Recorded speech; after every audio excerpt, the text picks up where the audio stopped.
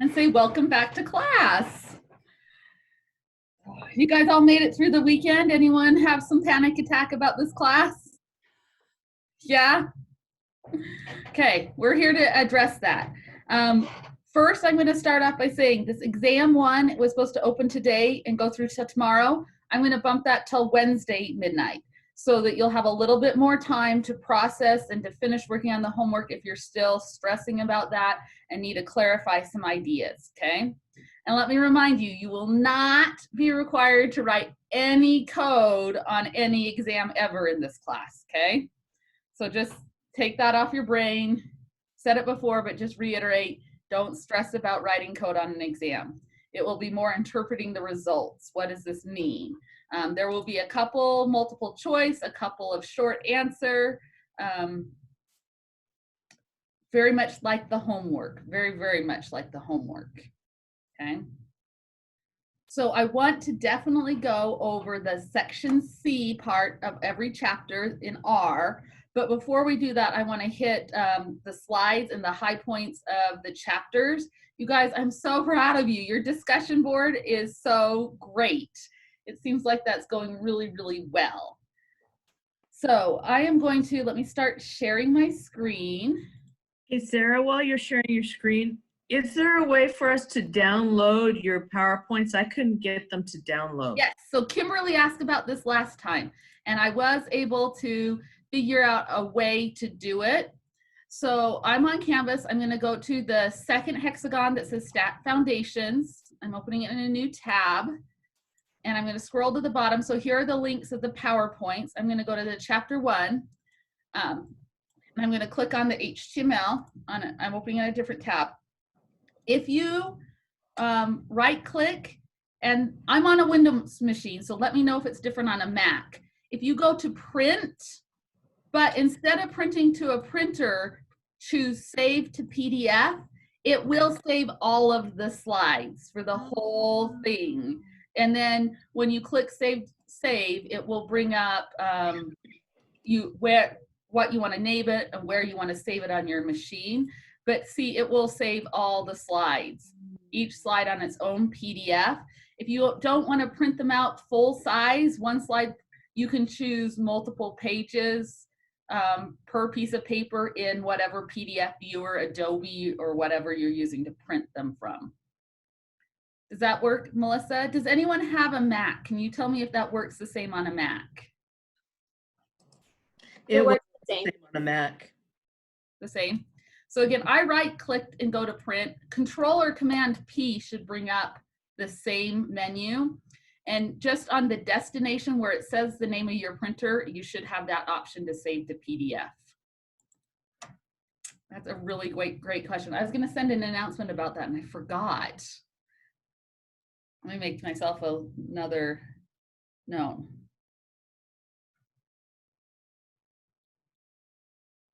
Print to PDF for slides. I'll send out an announcement on that so you have that hard copy. Okay, so here is the chapter 1 notes, and I have gone back and I've added some examples into these notes. And I wanted to focus on a little bit of the R part while we're here, and then the linear interpolation is on here too as well. Or linear interpolation that's chapter 2. Okay. So in chapter 1, just wanted to hit some things about R. In R, we can store numbers or text or information in many different containers. So if you go back and watch my office hours, when Laura and I were talking, I said a container can be like, this soda can is a container. And I could have a cup. I don't have one in here, and it's a container, and they can both hold fluid, but they're different kinds of cups. We have 2 basic kinds of containers in R that store data, whether that's nominal or continuous or a factor. A vector, we put that C letter in front of, and that C stands for concatenate or combine. And we can combine a bunch of numbers into, we're not going to call it a list because a list means something different in R, but a vector is basically a list where everything is either all numbers or all factor levels or all text. It's all the same kind of data. You could think of a vector as a variable. A vector is a variable. A data frame, on the other hand, is like a two-dimensional vector or an array. You can think of it as a table of data. So a data set would have multiple vectors or multiple variables in it, but it's still numbers or factors or characters. Just each variable, each vector has to be the same kind within itself, and then all of them have to be the same length in a data frame, all of the vectors in a data frame. So we call our objects, our containers, we can think of them as nouns. They are things. We have data as a thing, it's a noun. And we can save those things, and we introduce the assignment operator. That less than symbol with the dash next to it makes the arrow. That's, we save things. Now, I can save just the number 13. I can save it to the name Fred. Fred is now the name of the number 13. So if I ask the computer, Fred, if I say Fred, the computer says, that's 13. We can also save a vector as a name. So here I've saved the numbers 1, 3, 5, 7, 11, and 13, which are some odd numbers. I just noticed the other day I left out 9, poor number 9. But now if I say the name odds, it's going to return that list of numbers that I saved there. The same thing with the data frame. That assignment arrow can be used to save a single value, a vector list of values, or a data frame grid of values. It's our saving in general, giving a name to something so that we can grab it later and do something with it. And we talked about there are different kinds of variables. So we said a DBL stood for double floating point decimal. It basically means a number. So it's going to treat something as a continuous variable. Versus if a number is not quoted. Text, we use quotes to represent that it's text, not numbers. And that's character.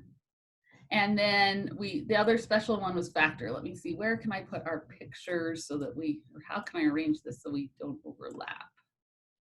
Let's see. There are beautiful pictures here. There, that's a little better. Okay, so here I've created a data frame. So my first variable is the vector 100, 101, 102, 103. Those are numbers. My second vector, or my second variable in my data frame, are the names Joe, Jill, Meg, and Pat. My third one is age. Notice that these ages are not quoted, so it knows to treat them as a number. And my third variable I'm calling TRT, and I said as dot factor, so it's a factor. Even though it's quoted text, I know that I want the computer to know that the TRT, the treatment variable, can be A or B. It's only one of those two. It's a finite list. There are categories. Whereas name, everyone could be different. It's just text. So this is what my data frame would look like. So I'm saving this as DF, short for data frame, because I'm lazy typer. So the $sign lets us pull a variable out of a data frame. So if I say that I want the ID variable out of the data frame DF, I would put the $sign between them. You put the name of the data frame first, $sign, and the name of the variable. This lets us pull out just those values. And if we ask for its class in R tells you what type of variable it is. So this ID variable that I typed in as plain numbers is a numeric, or in some ways, if I do like table glimpse, it'll show DBL. Age is the same way. It's a numeric or a DBL, it's just numbers. Whereas if I ask for the name variable, it's quoted text and it's going to tell me it's a character or it's going to show as CHR. Factor, I want you to check this out. Factor FCT, if I ask for the data frames variable TRT, notice it says AB, AB, but it tells me that there are only these set levels because it knows it's a factor.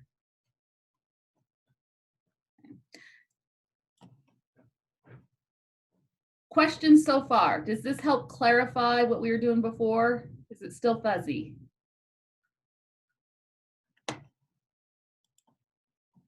We good? Okay, so vectors and data frames are things, they are data. If we want to do something with them, we need a verb. Functions are verbs, they do something to our data. So we would put the name of our verb, and then our verb gets parentheses, and in the parentheses we put some arguments.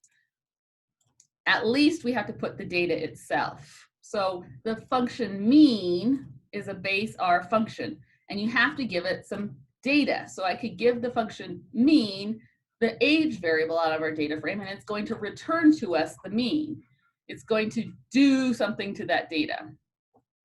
So here is how a function usually works. We take a function and we give it some data and possibly some additional arguments, and then it's going to output some information. We might give it a data frame and it might return a data frame. We might give it just one variable and it might return one value. But we have input into our function and output out of our function. Okay, I'm going to hold off on the rest of this slideshow until we get into R. I was thinking that it was more on content. Okay. Does anyone have any questions you want to ask about anything that's not R in chapter 1? I think we covered chapter 1 pretty good last time, but there might be some questions still. If you think of any, let me know, okay?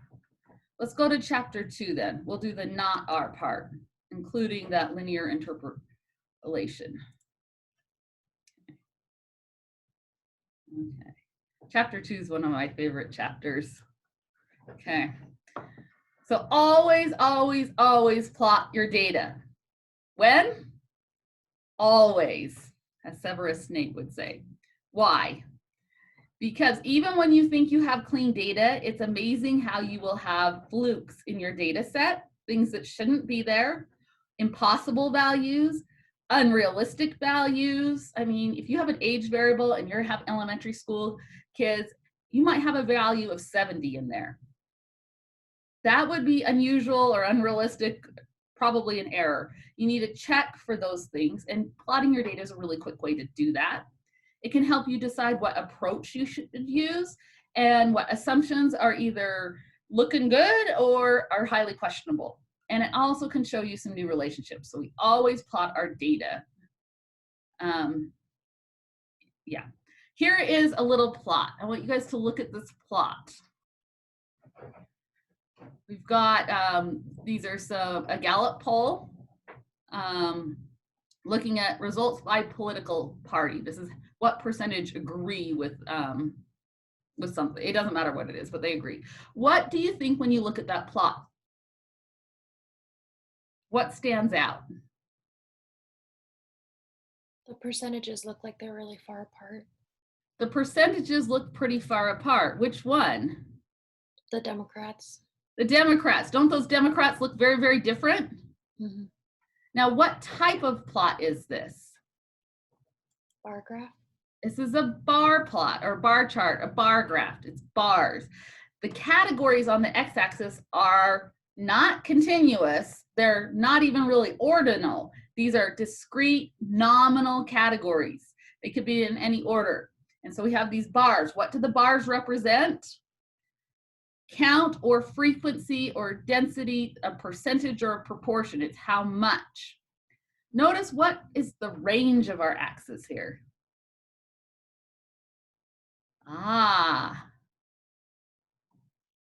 What if I was to replot this correctly?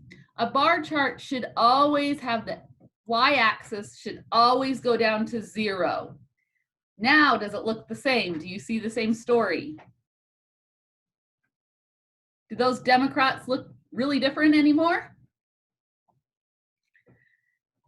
Anytime you have a bar chart, it must go down to 0. And the reason is the height of the bar, that area is representative of an amount. And if you chop it off, you are misrepresenting the data because you are zooming in and only comparing the top part. So bar charts have to go down to 0. That's the law of bar charts.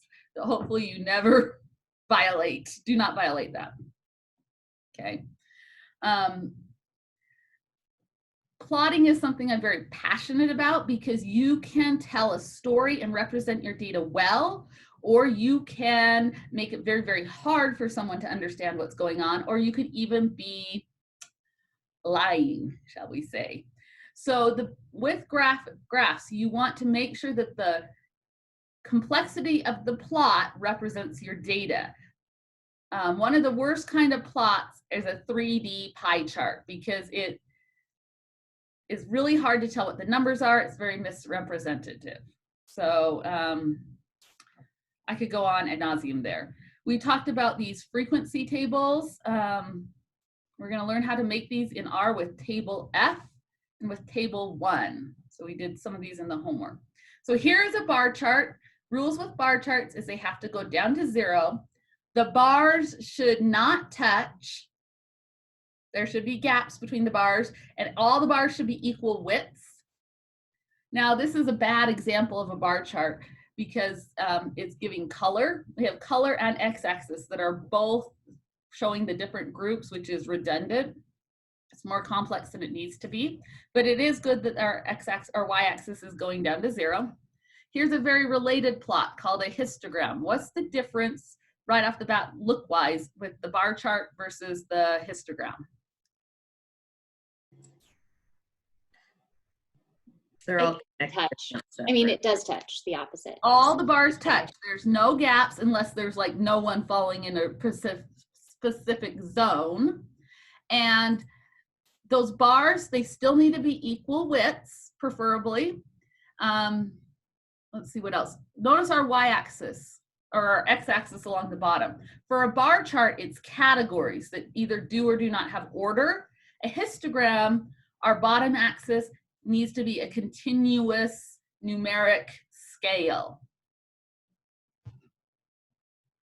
Okay. Hey, Dr. Schwartz. Yes. So I looked this up when I was doing the art homework and trying to figure it out. And a lot of things online said that a histogram, like the categories don't have to touch. So the bars will all touch, but sometimes nobody will fall into a bar. So it will have height 0. Okay.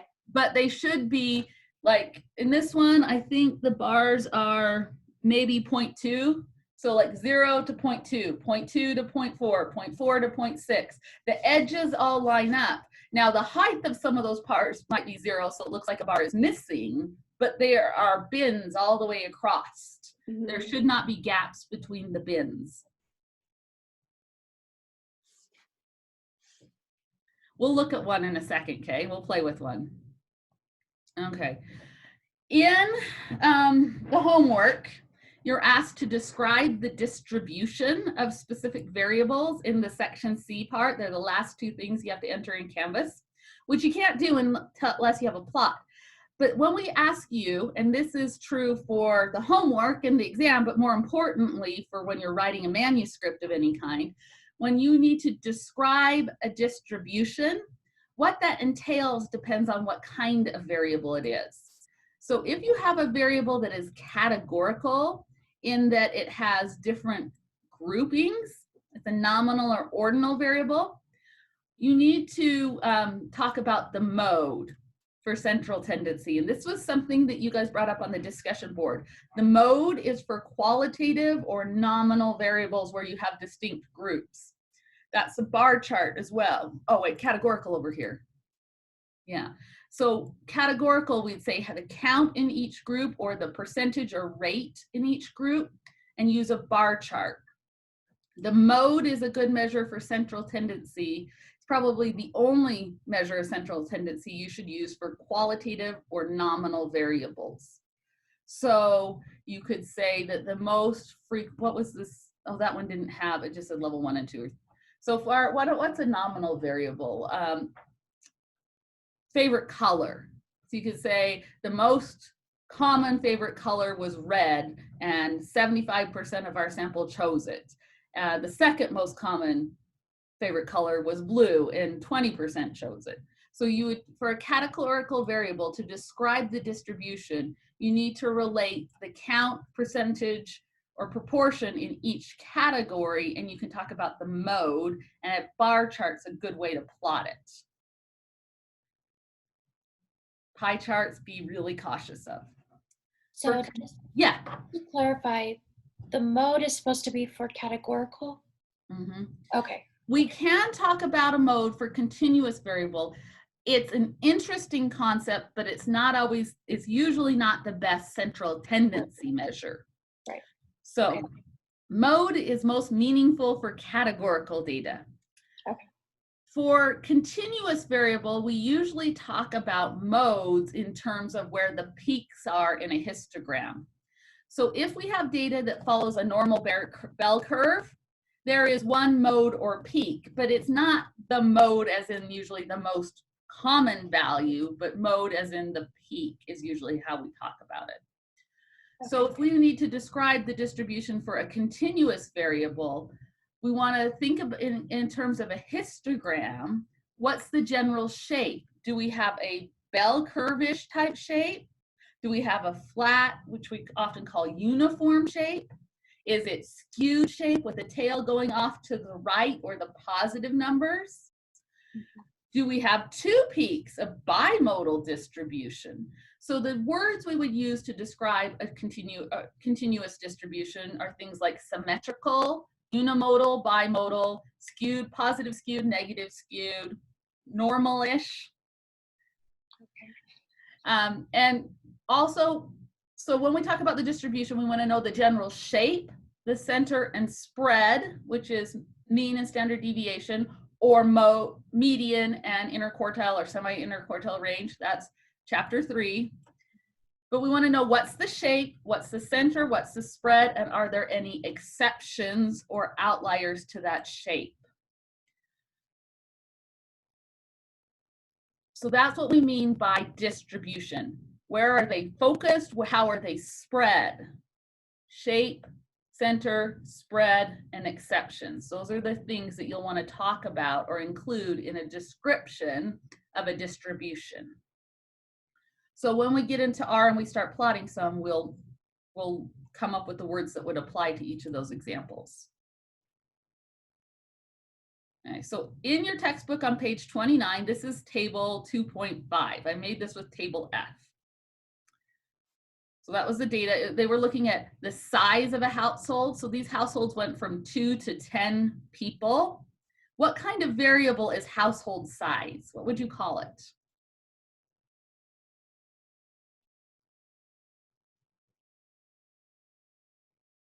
It's a nominal thing, right? Or ordinal. Nominal Yeah, or ordinal? Good question. It's ordinal. That's my answer.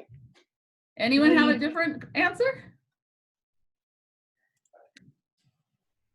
It's not continuous, I know that.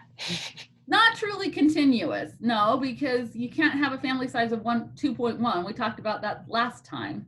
So I would go with ordinal. So do you make a bar chart or do you make a histogram?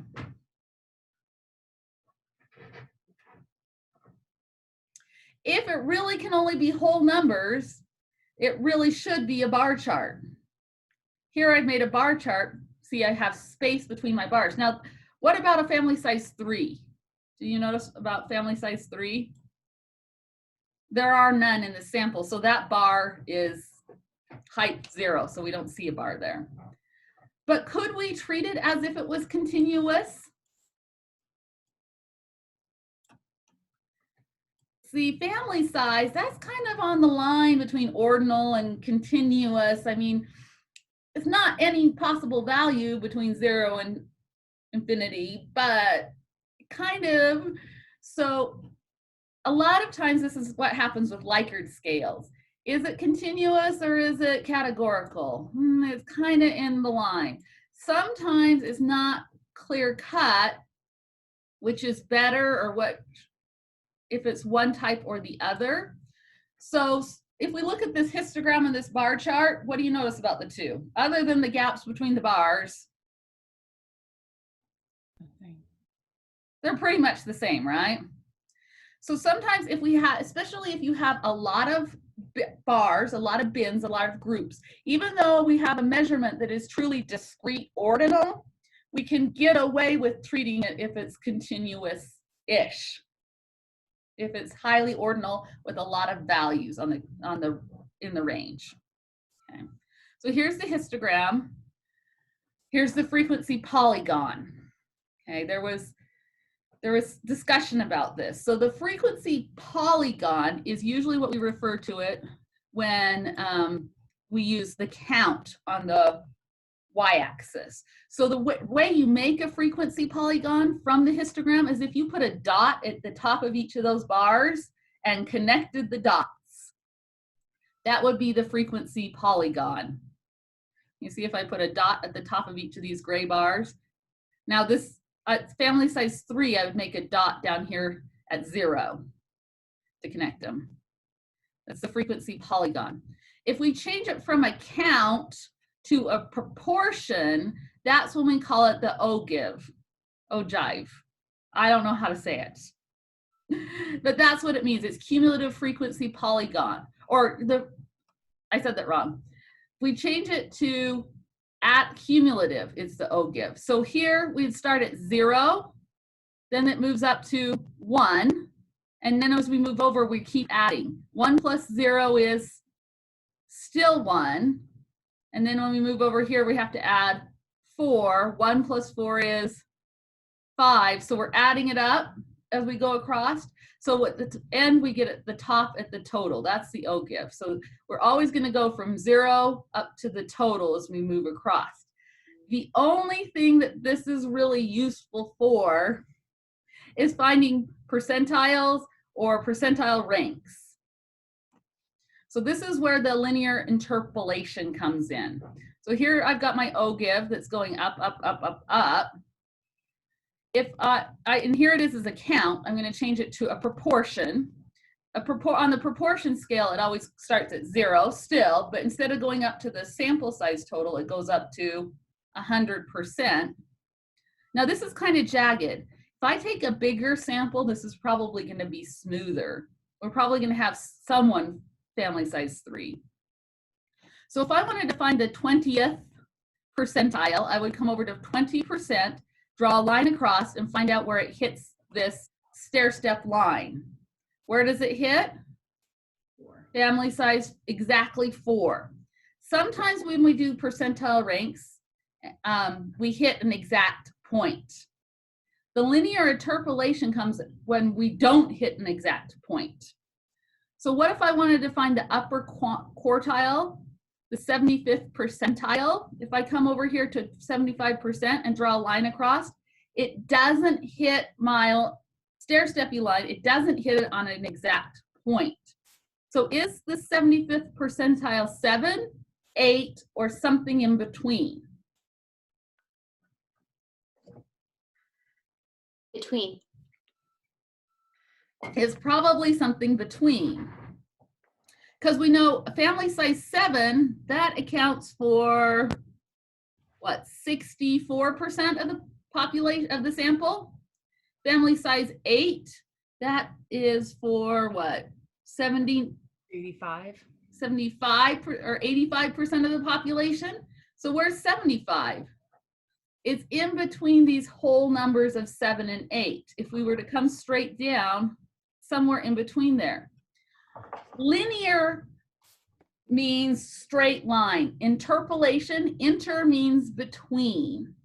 So linear interpolation means we are going to connect these two dots with a straight line. And if we come down here, we'll get family size of 7.6-ish. That's what the book's talking about, linear interpolation. Generally, if we were given this plot right here, what would you say, what family size would someone have to fall into the 75th percentile? 7. Usually I would say 7. I would round to the closest one or round down. Would we be wrong if we, well, you're right, it would be Yeah, that's why. That's confusing. Because 7. You aren't in the 75th percentile, but 8, you're more than the 75th. 8, you're more than 75%. So do you go to the closest one without going over? It's the Price is Right rule. Huh? Price is Right rule. The Price is Right rule, yeah. So the Price is Right rule is last carried forward, and if we were going to do that on this picture, we would have more stair steps going across and then jumping up, stair step, go across. But linear interpolation means we're going to connect our dots with a straight line, and you could come up with a decimal number. Now, in this case, family size is never going to be a decimal. It just isn't. And so whether we say 7.6 or 7, it doesn't make any difference, because less than 7.6 is the same thing as 7 or less, because we're never going to have anything family size between 7 and 8. So that's why I wouldn't get too concerned with linear interpolation. But that's what the book is talking about when they say that phrase. And for some things, it does matter. And we will see that idea come up. I think he put it in this chapter to kind of set it in your brain for later. Does anyone have any comments about this linear interpolation? Questions about it? Is it clearer now? Okay, okay. Oh, that picture didn't come up. Okay. Anyone have any other things in chapter 2 you want to bring up?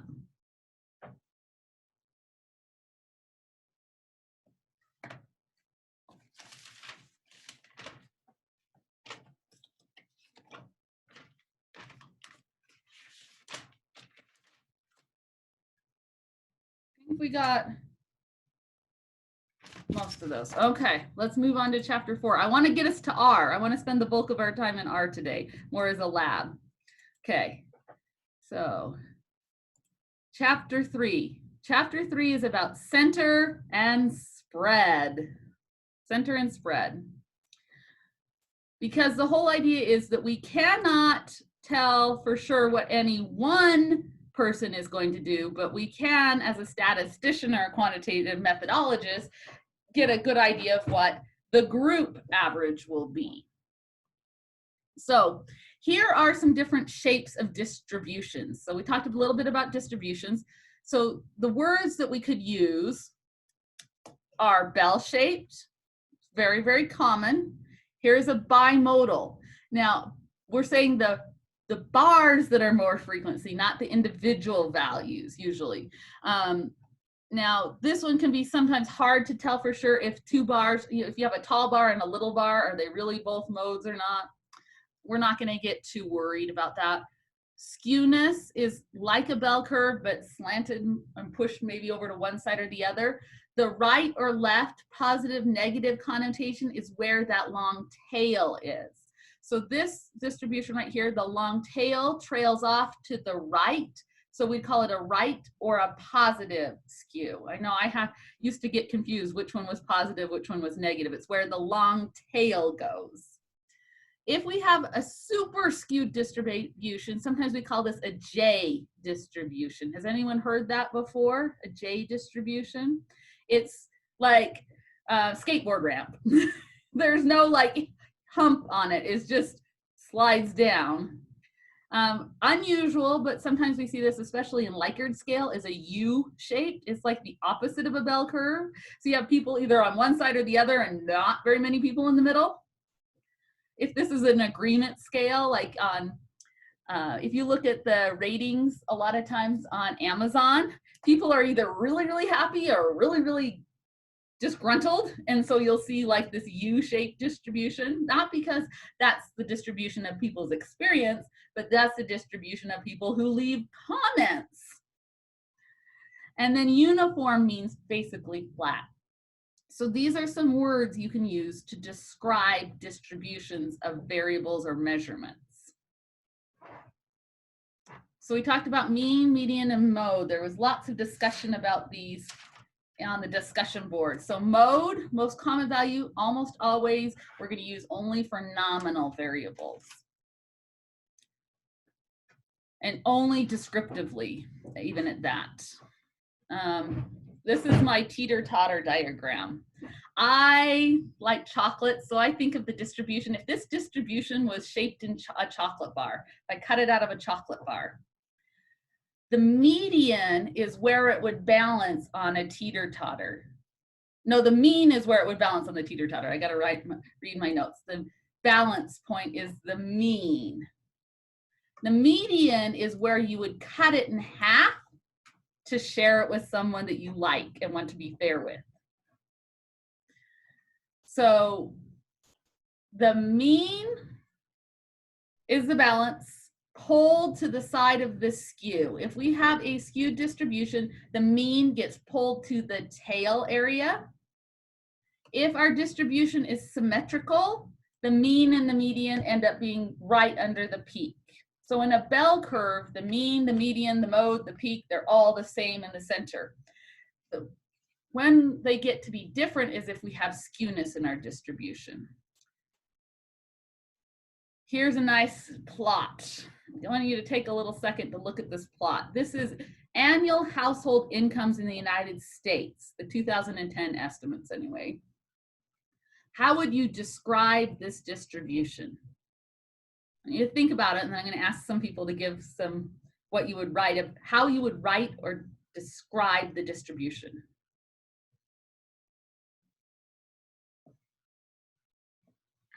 Someone want to give it a go? Okay, Kelly, go ahead and unmute yourself. Okay, so would this be the right skewed? Right skewed or positive or negative? Positive. Positive, yeah. So you can either, different people use positive or right. Okay. Yes, that's correct. It is definitely skewed. Anyone else have some insight? What else would we say in describing the distribution? It almost looks like that J shape. It's very skewed to the point it almost looks J-shaped. Yes. So the distribution, we want to talk about the shape. Then we want to talk about the center. Where's the peak? It's unimodal. There's only one peak, but where is it? Those are tiny numbers. Can I? Floor effect that everything's at the bottom end. Yeah, there is a floor, and that's at 0, because we're not, it goes from 0 to 5,000 is this first bar. Now, here's the thing, should these bars touch or not touch? Should this be a bar chart or should this be a histogram? So is this one of those cases where it doesn't matter what like the true nature of your data is, it's how you're reporting it? So they've created discrete categories that is a bar chart, but really it's continuous, so it should be a histogram? Yeah, this is one of those that income is really a continuous thing. Anyone can get any dollars and cents, but they probably ask this question in category boxes. Check the box that best fits your income. And so they probably gathered it discrete-ish. What do you notice about those highest 2 categories? Can you read them? Let's see. This next to highest class.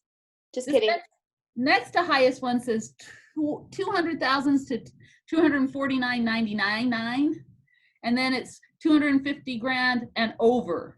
What have they done? All these other bars span about $5,000, but this next to last one spans $50,000, and the last one is who knows how much it spans. It's and up.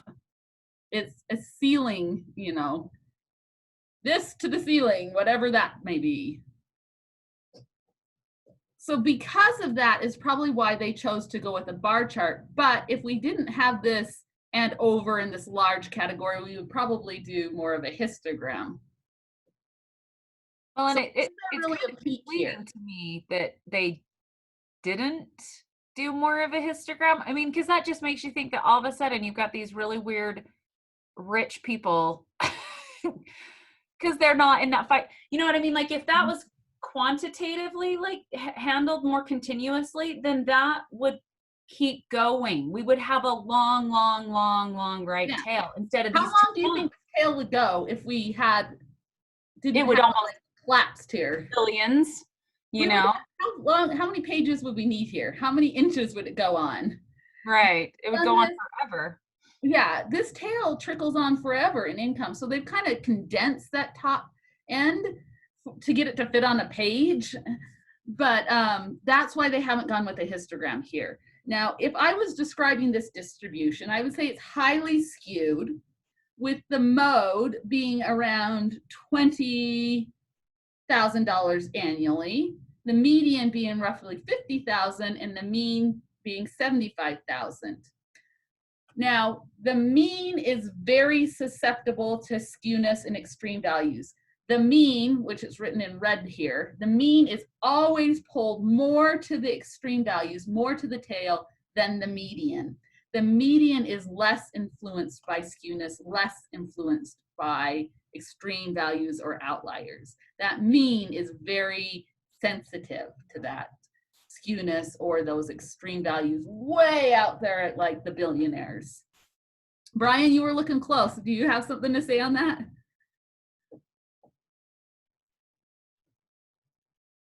Oh, I just have a small screen, so I'm looking really close at all the numbers. Oh, it's probably impossible to read on a small screen. Oh, you're good. I picked this off something else. I didn't create this for you. Okay.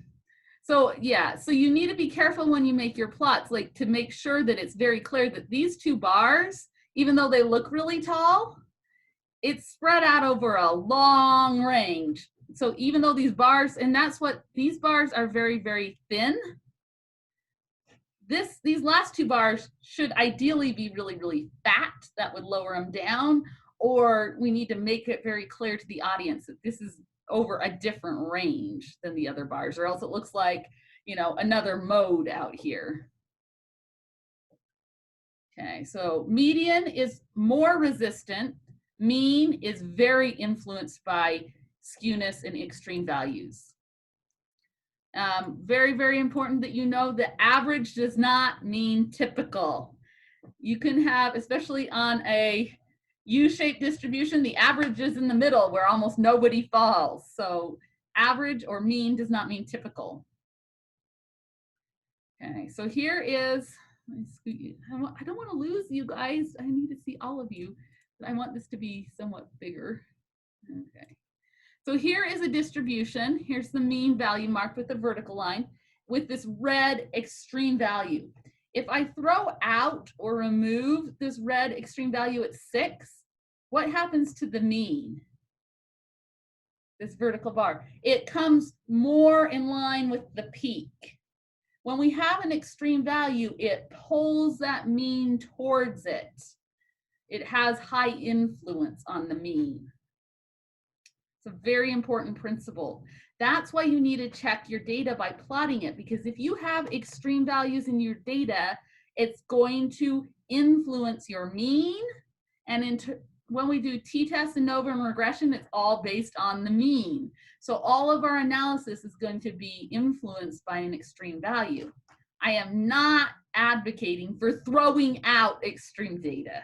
I'm advocating for being aware of your extreme data. The median is not changed as much. Here's the same, so here it is with the mean. Here it is with the median. The median, when you remove an extreme value or add an extreme value, the median does not move as much. Okay, so first part of the chapter talked about center. Next, it went into spread. Spread can be measured in multiple different ways. The most common that you've probably usually done is standard deviation, which is square root of variance, which is a nice fun formulation. Range, I want to make sure you guys know, when we say range, this one, it's not, or well, and any of these. Range, I wouldn't say the range is 1-10. I would say the range is 9. The range is a number when you subtract the maximum and minimum. Sometimes that's misunderstood. The same thing with interquartile range. IQR, interquartile range, is referring to between quartiles are your 25th and 75th percentiles. So it's how much spread there is there. And semi-interquartile range is you just divide it by 2. Questions you guys have about these spread measures? When would it be better to use standard deviation? When would it be better to use interquartile range? Were you able to pull that out of the chapter? Was it clear or not clear? What if I have a symmetrical distribution? A symmetrical bell-shaped distribution? Standard deviation is the way to go there. Standard deviation is really nice to use there. Now, just like the mean is influenced by extreme values and skewness, standard deviation is also influenced by extreme values and skewness. So if your distribution is skewed or not symmetrical, that's when standard deviation is not the best way to go. Now, in this plot here we were looking at, do we know the maximum value? The maximum income? So would it be best to use semi-interquartile range then for that? Interquartile range or semi-interquartile range? We can't do the whole range because we'd have no clue what the max is. We can't do the standard deviation because we don't even know what those values at the top are. So our only option for this one for spread would be interquartile range or semi-interquartile range. Those are the only two we could do. So the chapter on page 72 talked about floor and ceiling. When you have a category like this that's like takes into account the ceiling, 10 and up, 150,000 and up, or a floor which is less than so much, you cannot do mean, you cannot do standard deviation. All you can do is median in the middle and interquartile range or semi-interquartile range. That's important to know. So when you're developing a survey to give for your thesis or dissertation, do you want to give check boxes or do you want to ask exact amounts?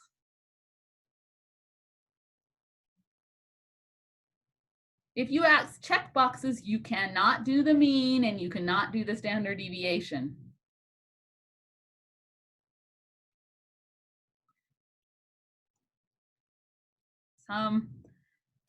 Thing to think about.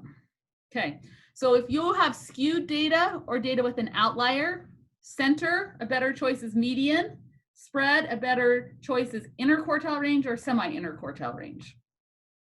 If your distribution is symmetrical with no extreme values, it's fairly symmetrical, mean and standard deviation are better. That said, none of those are perfect in every case. And sometimes we'll want to report all 4 of those numbers because they might give us a little different piece of information.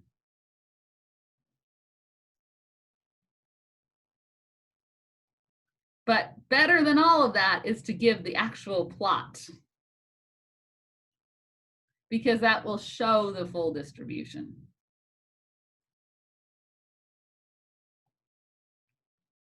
Okay. Anyone have anything you want to discuss about center and spread measures?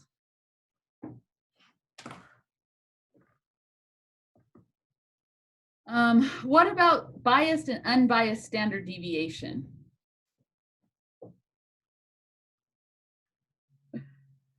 Kelly, did you like that? Yeah, it was like, yeah, I started to understand, and I can't remember, we were talking about something in another class, and I was like, this is reminiscent of that. So I was like, I don't feel so dumb, but only there. So when we do the mean, we add up all our numbers and divide by how many we have. We usually use n, either a capital N or a lowercase n to be the number that we have. So when we're doing, let's see, mean, we would sigma xi, that means add up all our x numbers and divide by capital N, the number that we have.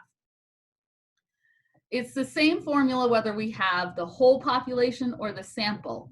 The representation is a little different. If we are adding up all the numbers in the population and dividing by the population size, we use mu, the Greek letter, to tell us that that's the population parameter. So you'll see that a lot. If a number applies to the whole population, it's a parameter. We almost always use a Greek letter for it. And if we are calculating the same thing but based on a sample, we usually do not use a Greek letter. So here we're going to use X bar for the sample mean. And so here, this is typical but not always followed in APA. Capital N is the population size and little n is the sample size. That doesn't always get followed in everything in APA style or even in this book, so I'm sorry. So when we go to standard deviation, if we subtract the mean from every value, add that up, and divide by n, we get, and that should be squared. Why isn't that squared? There should be a square there. If you don't square them, they end up adding up to 0. If you divide by n, we're going to say sigma squared, and when you square root, it's sigma. Sigma is a Greek letter, so that's for the standard deviation of the whole population. That formula with the dividing by n works really well for the whole population. But when we are only working with a sample, dividing by n is biased. So the dividing by n is the biased standard deviation. If we want to fix that bias because we have a sample, we're going to divide by n minus 1 instead of n. That's the idea of degrees of freedom. And that makes it an unbiased estimate of the spread in the population. So the dividing by n minus 1 is the unbiased standard deviation. And you're going to use a little s instead of the sigma Greek letter. I always get confused on those calculators. Which button, I always get confused where which one's doing the biased and which one's doing the unbiased. So I'm not gonna drill you on this, okay?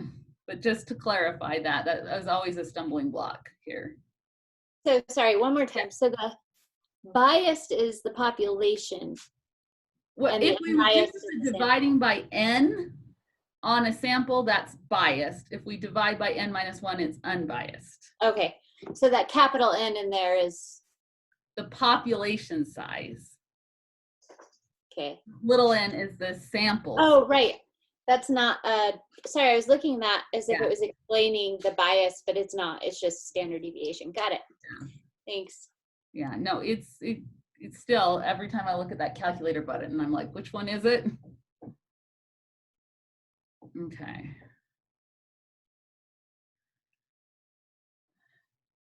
Oh, Sarah, yes. Can you go to the 3 measures of spread slide? Sorry. Yep.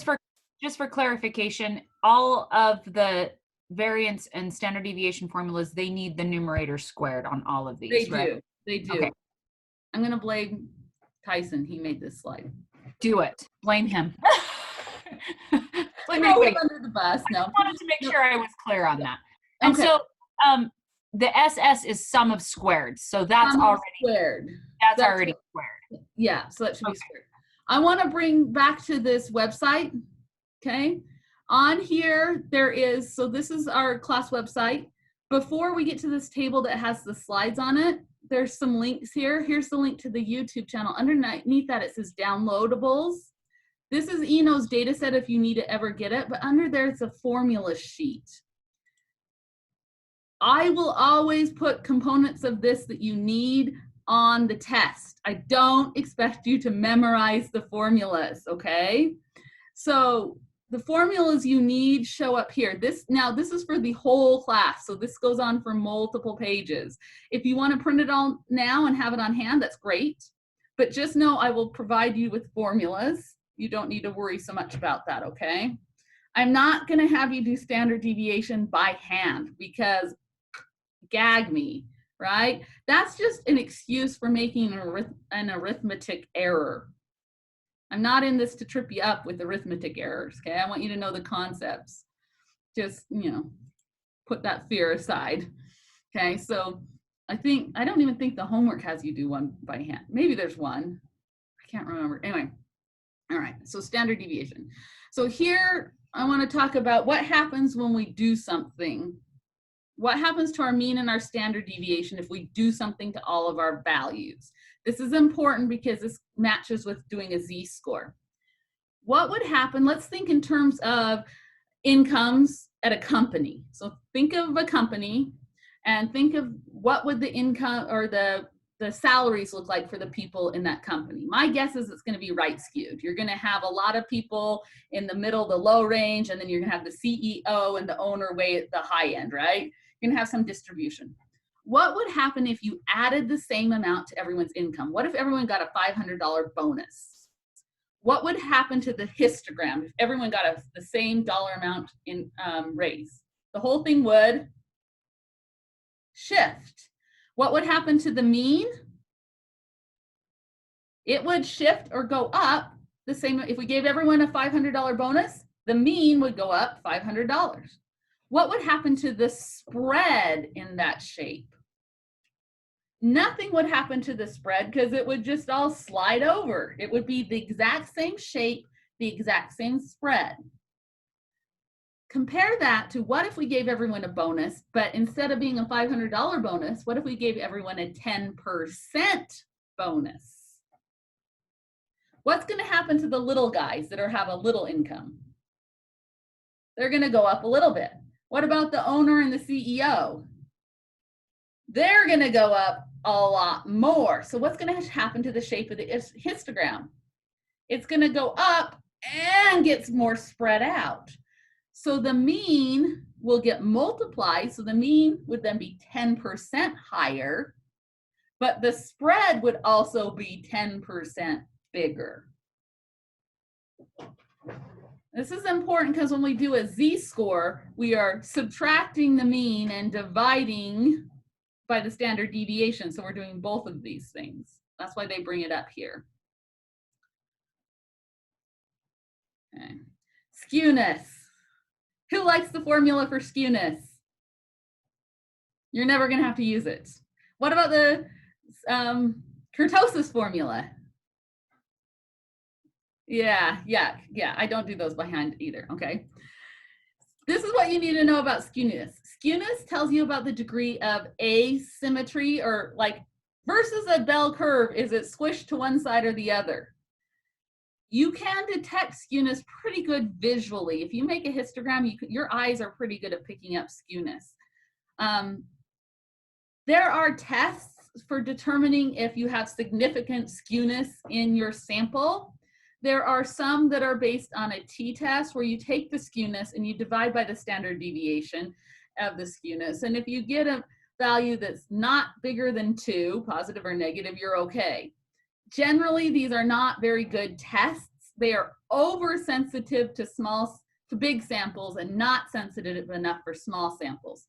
In general, skewness we use to describe a distribution, but I would never do a p-value on a skewness measure. Some faculty you run into might have been taught to do that, but it is not advisable. Skewness is a descriptive measure, usually at best. Somebody pointed out when we do the mean, we're doing subtracting or just the values. We do standard deviation, we do squared, that was missing from the formula, right? Skewness has a power of 3, and kurtosis has a power of 4. These are called moments or central moments. It's calculus based. We're not getting into it, but that was a really nice thing to pick up on. Okay, so skewness. If skewness is positive, if this is a positive number, it's going to have that right tail. If the skewness is a negative number, we're going to have that left-hand tail. So the positive or negative on the skewness tells you which direction that the tail is going into. 0 value means no skewness. So this blue picture, the one on the, for colorblind people, the one on the left one, this one is negative skewed. Now it's a little hard to picture because there's not very many bars here, but it does have a tail on the negative number side. This middle one would be 0 skew. This red one would be positive skew. Okay. Kurtosis. It even has a funner formula. This is harder to detect visually. It's really hard to see with your eyes. It has to do with the peakedness or the squishedness of the bell in reference to the bell curve. You can divide it by its standard error to get a z-score, basically. We generally don't do that either. So there's these fun words, curtonic, leptocurtonic, platocurtonic, mesocurtonic. I have never seen those used in real life. Never, never at all. So, but this is generally what it will look like. If it is more peaked than a bell curve, a standard bell curve, that's a positive kurtosis.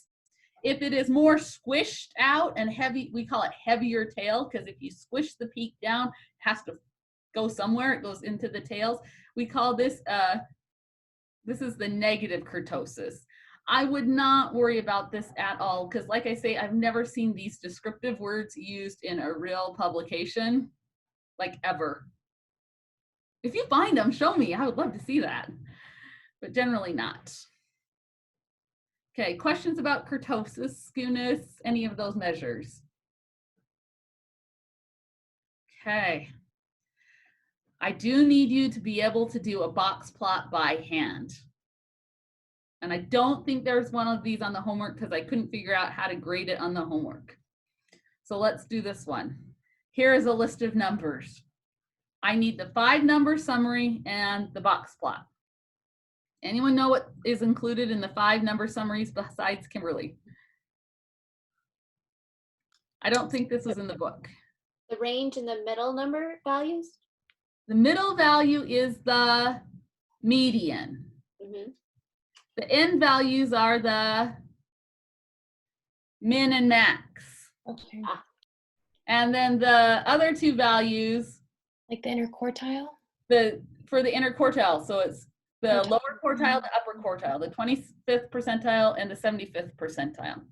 So I have a list of numbers here. Let's see, there's 1, 2, 3, 4, 5, 6, 7, 8 numbers. So the first thing you should find is the min and the max. And I've been really kind. I've listed them from smallest to biggest number. So what the minimum is? 77. 77, yay! And the maximum is? 99. 99, yay! What's the median? Uh-oh. The median is the middle. 86.5. Yeah, how do you do a median when you have 2 middle numbers? You average the 2 numbers. Divide by 2. Mhm. Yeah. If you have an odd number, you have a median. But when you have a even number of values, you have to average the 2 because there's not just one middle number. So the min, the max, and the median, those show you the 2 extremes and the middle value for your box plot. Okay. And the median. Now what's left is find our quartiles. The easy way to think of a quartile is the median of a median, or the median of each of the halves. So if the median is the middle number of all the values. If we just look at the lower half, its median is the lower quartile. If we just look at the upper half, its median is the upper quartile. So if we look at the lower 4 numbers, now this has been brought up before and I taught this with a very, very bright student. He's like, okay, what are the lower numbers? Are they just 77, 79, and 80? Or do we include 87 in the lower half? Kimberly, what do you think? Well, I've always used 77, 79, 80, and 86 for that half if the median is in between 2 numbers, like it's 86.5. And so then I would take, to find Q1, I'm thinking I would go 79.5 because I want to take the middle of those 2. That's the rule I was taught, but this student asked me about it, so I actually went and looked. And there has been debate about whether you should or should not include these middle 2 numbers in the lower and upper half. And when you have a bigger sample, it doesn't matter as much, but if you have a small sample, it does. And so different software tend to do it different ways or have different defaults that you can change, which I had never thought about. But let's say you include those numbers in the lower and upper half, because that's how I was taught. I feel better that Kimberly was taught the same way. So the lower numbers I've circled in purple. Again, there's 4 of them, so I have to average the middle 2 to get the lower quartile. And then in orange, I have the upper or biggest 4 numbers. Again, there's an even number, so I have to average the middle 2 to get the upper quartile. Have you guys made a box plot before? Anyone? Box plots are some of my favorites, Brian. I love them. So those 5 numbers, you draw lines on those 5 numbers on your number lines to make a box plot. And you connect the middle 3 numbers to make the box, and then you make whiskers going out the side. Let's see.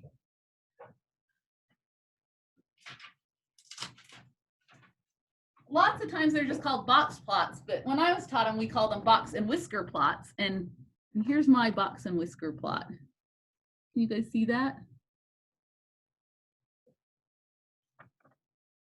Got my kitties in my boxes, because they call them box and whisker plots. So we would connect the quartiles to make the interquartile box, and the whiskers go out to the min and max from the box. It goes on my mean wall.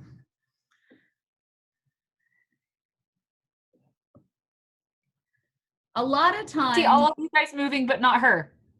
Oh, is she back? I don't know. can you see me? Now we can. We lost you for a while. Oh no! Don't go anywhere. Right Oh, after no. your kitty picture, we lost you. Okay, let me see if I can connect to Eduroam. That might I be. think.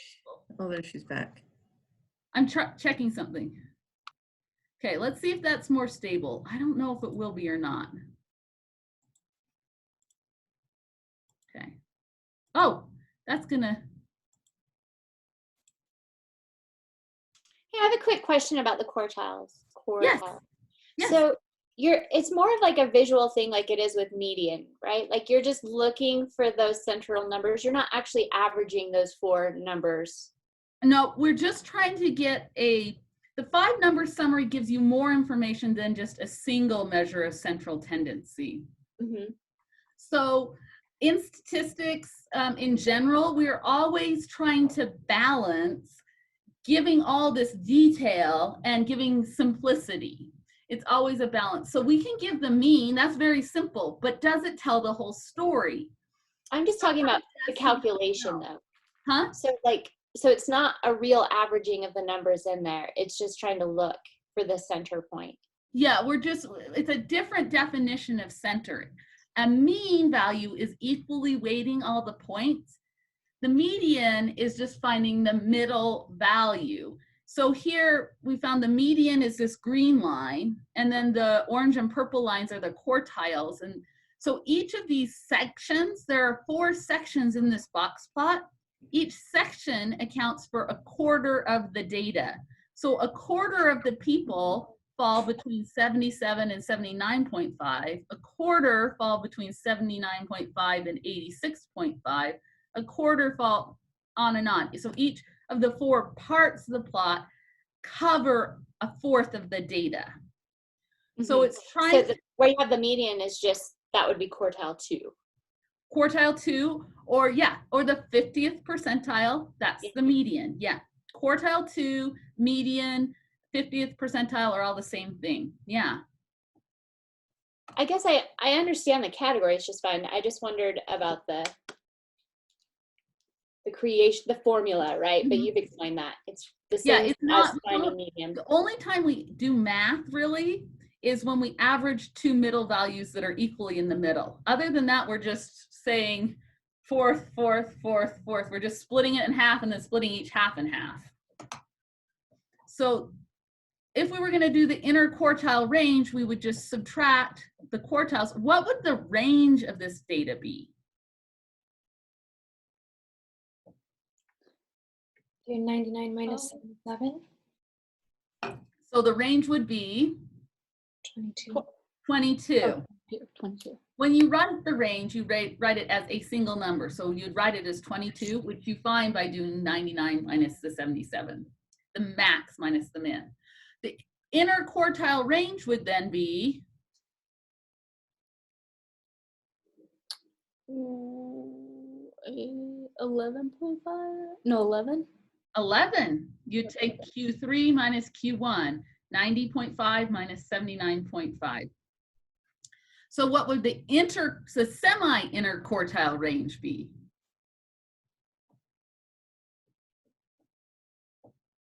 5.5. That's right, Melissa. You divide the interquartile range in half. Now, this book is in love with semi-interquartile range. Most books I see don't present it, they just do interquartile range. But the reason they do semi-interquartile range is because it's more akin to the standard deviation. It's about how much you can expect values to vary on average. Oh. Okay. So the average value or the median value is 86.5, and most people are within about 5.5 of that value.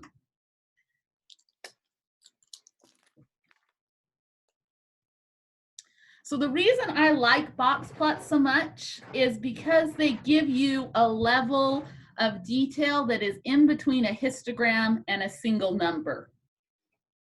So here at the top, I have a histogram that's fairly normally distributed. See how it's almost a bell curve? It's nice and symmetrical. And our box plot, notice the look of the box plot. The two halves of the box are roughly equal, and notice the length of the whiskers. The whiskers are a little longer than the box. This is what a box plot looks like for a normal distribution. I want you to compare that to each of the ones below, starting on the left. How would you describe, without this special word, how would you describe this distribution? See this? Kimberly's doing this, yeah? What words could you use? It's really spread out. It's more uniform, more equally spread, and not as peaked as a normal curve. Is it symmetrical? It is symmetrical. Notice the size of the box compared to the whiskers. Those whiskers are really stubby compared to the box. If you have stubby whiskers, that means it's a more heaped up, less peaked distribution. Notice this middle one. How would you describe the shape of this middle histogram? Skewed right. Skewed right. What do you notice about the box plot? The long right whisker. The one side is stretched out and the other side is compressed. That's what a box plot looks like for a skewed distribution. Now this last one has a little bit of skew, but it has something else a little funky happening. Notice up here on the right-hand side at the high values, we've got some like extra little bits over here, some extreme or unusual values that are not following, this hump over here. They are showing up in the box plot as little dots. What in the heck's going on there? That is, I thought I had a slide for that one. That is what we call a modified box and whisker plot. So usually the whiskers go all the way out to the max and the min, right? But this modification rule says we only let the whiskers go out a certain distance, and beyond that, we're going to make a dot. And the rule is usually whatever the interquartile range is, the whiskers are only allowed to go out 1.5 times that long. And if there's data past that, we're going to put a dot on it to show that it's a little bit extreme. It's more than 1.5 interquartile ranges away from the upper or lower quartile. The really great thing about box plots, histograms are really cool, but it's hard to compare two histograms to each other. Box plots, when we make them side by side, it makes it easier to compare two distributions to each other. So in this box plot, I'm using pink to represent the placebo and blue to represent the treatment on some test. Just glancing at this plot, what could you say about the treatment? It improved test scores. Those in the treatment group have higher scores on average. Are all of the treatment groups above all of the placebo groups? Oh. No, but the bulk of the treatment are above the bulk of the placebo. What about the spread in the two groups? Bigger in the placebo? The placebo looks to be maybe a little bit more spread out. Is it drastically more spread out? No, but maybe some more spread out. So with a box plot, we can compare center and spread at the same time because we have the min and the max and the interquartile range on top of just having the median. Here are a density curve, which is like a smooth histogram. You can compare two, but it's a little bit harder to compare these two. But in this case, what would you say about the pink and the green groups on their test scores?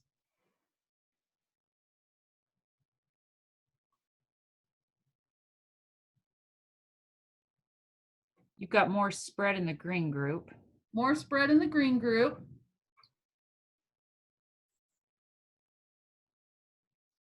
More people, well, we know they did better. They did better, yeah.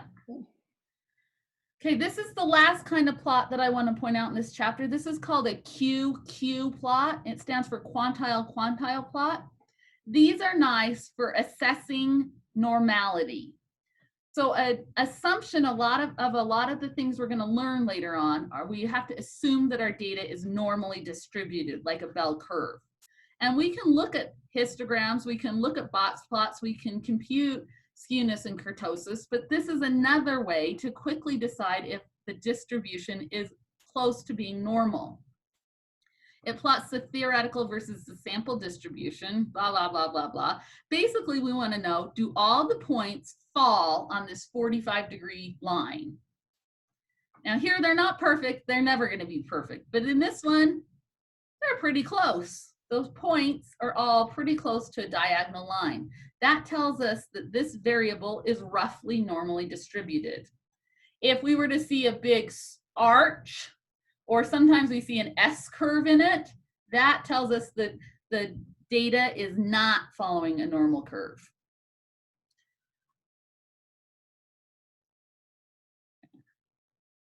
And we're going to hold off on applying it into the data.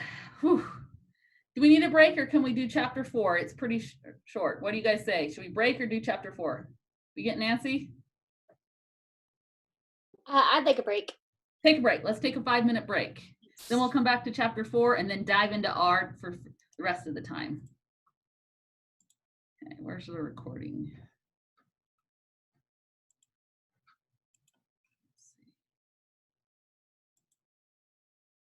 Zoom recording. Okay, so pages right here.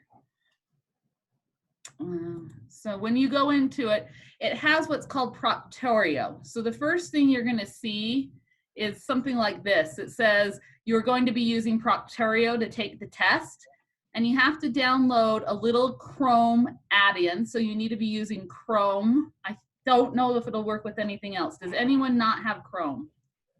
The browser Chrome.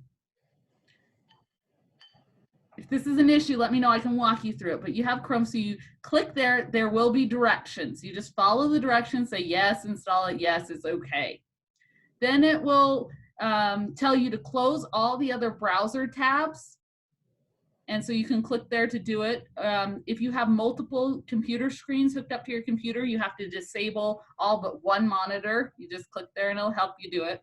And then it tells you, you know, you want to make sure you're going to have internet, stable internet, and you're not going to be able to get out of it. You're not going to be able to print while it's going on. And then it will tell you that you have to agree to let canvas record your microphone, your webcam, your physical location, your identity, your clipboard, your mouse, all this stuff. And then you click allow. On the permissions, you allow it to share your screen, and it's like, yes, share my screen. And then it will have something like this come up on your screen on your webcam, and you have to hold up your ID inside, so it shows in these little like green things, and it will take a picture of your ID. So it guarantees that it's you. And then it warns you, you might want to go to the bathroom and get something to drink and be ready and comfortable, because once you click start, you have 2 hours and that's it. I don't think it should take you more than a half hour, but you will have 2 hours. Does that help know what to expect? So it will be a regular Canvas quiz, the classic Canvas quiz. So there'll be some multiple choice and some fill in the blanks. I will give you formulas. I will give you the Z table if you need it, which you will. So you can scroll down through that. Plus, if you have any of it copied and printed out, you can use that too. I have a quick question about that. Yeah. So I was planning on printing out the homework to study from, but you can't use that on the test. You can use any printed anything. Okay, just because it said you can't use the homework. You can't. You can use the homework. You can't use open the digital homework. Okay. Anything you printed out, you can use. Just like you can't use the digital online textbook, but if you have anything printed or copied or the hard copy book, you can use that. Okay. So for the rounding, go to the one closest that doesn't go over. For when we're using the Z table, yeah, we'll talk. Yeah, let's definitely hit that. I wanted to show you on student view. So this is back to student view. So I'm working on an assignment. So here's homework 1. I'm working on homework 1. Okay. So here are the downloads that I download the data and the RMD skeleton to work on. And I'm going through and I answer all the questions. So the last thing you have to do is upload your PDF. So you click upload, you find the PDF of the homework. Let me just find a PDF that I can throw on here. That's not the right one, but I'll just throw a PDF on there. So once you have answered all the questions and uploaded your PDF, you push finish on the assignment. Once you click finish, you cannot change any of your answers. So make sure you've answered everything. And I'm going to change these deadlines to Wednesday night again with the test, because they should always align. When you push finish on the assignment, if you've skipped any of the questions, it will let you know. Are you sure? I'm going to go ahead and say yes, just to show you. After you've finished your assignment, it gives you the option to review. And if you click review, it will pull up the entire assignment with everything that you answered. This can be printed off from here. You can save it as a PDF, or you can actually print it to your printer. And so you can print the homework assignments after you've done them to have on hand for the test. Again, I'm not trying to, kill you guys here or to trip you up. If you figured it out, you figured it out, because in the real world, you can look this stuff up. So I want you to know where to look. Okay. Questions? Okay, let's go to chapter 4. Stop popping up. I don't want you to pop up. Thing. How do I get it to? There we go. Okay. Chapter 4, the Z table, the Z curves. Okay, so here we're looking for how unusual a value is. So always plot your data, look for center, shape, center, spread, any outliers. Then we can calculate the center and spread. And then here is where chapter 4 picks up. If we have a large sample of observations, sometimes the shape of the histogram or the shape of the distribution is so smooth, it can be described by a curve. And there are several curves, namely the normal curve, that happen very frequently in nature. That's what we refer to as a density curve. A density curve is that like the smoothed out, hypothetically large sample, every population density curve smoothed out. It is always above the horizontal axis, and all of the area underneath, chocolate is what I think of it as, all of the area together is always exactly 1. The probability under the whole curve is always adding up to exactly 1. So here are some distributions. Not all of these are normally distributed. If I did height of men, it would be fairly normally distributed. Checking out this GPA distribution, here's the mean and the median. Is it normally distributed, or is there another way you would describe it?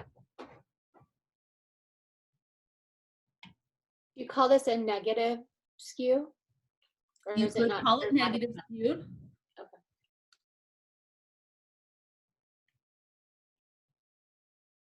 Anyone have anything else that you would point out when you were, if you were describing this to someone who couldn't see the picture?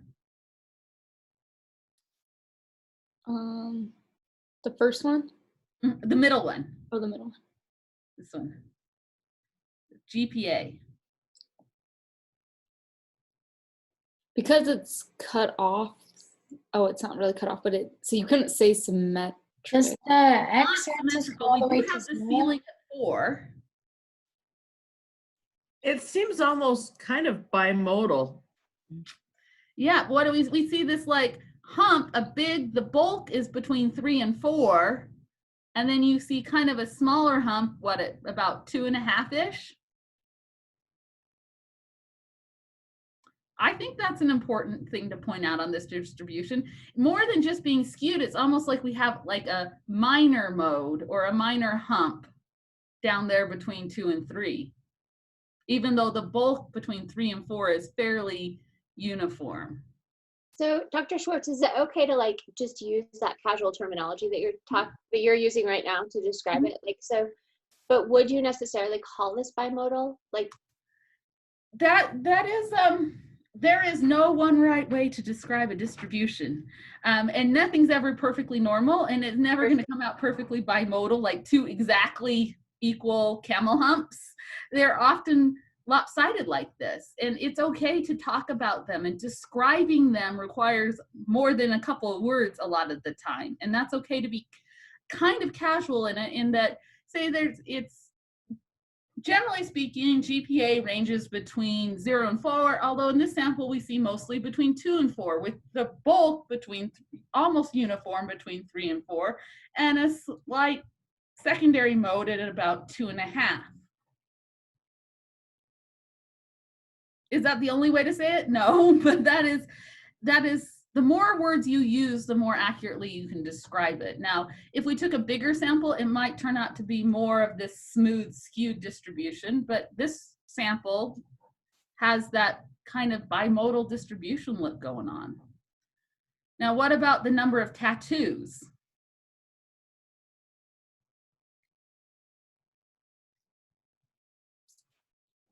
That's not normal, like as in normal bell curve distribution. How would you describe that distribution? It's skewed, right? Isn't it? It's highly skewed, right? Yeah, okay. It's just so many little ones. I'm like, is that right? Yeah, they're little tiny. There's someone that has like, oh, more than 10, but everybody else, there's like that gap between 5 and 10. Is that just an odd value, like an extreme outlier, or is it just the skewed nature? It's hard to be sure on a sample. This is one where you could actually use that J-shaped distribution to describe it. Or sometimes we even call this zero inflated, because there is so many zeros. More than just a distribution. It's like the bulk, the majority, highly, they're by and large, the median and over half, maybe 75% have 0. And then it is right skewed or positively skewed beyond that, going up to about 12-ish. So can you call, like if this were the opposite, if everyone had more than 10 tattoos, can you also call that J-shape? Does it matter which direction it goes in? Okay. No, J shape can be either way. More often it's like this where you have a bulk of zeros. In fact, there's a whole branch that do zero inflated models. You'll hear about zero inflated Poisson. They'll call it a zip model. You might hear that someday. I'm not going to cover it, but that is used sometimes.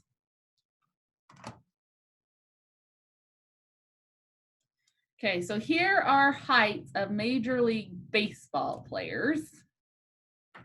And then we've on top of this overlaid a dotted orange line for the average US male height.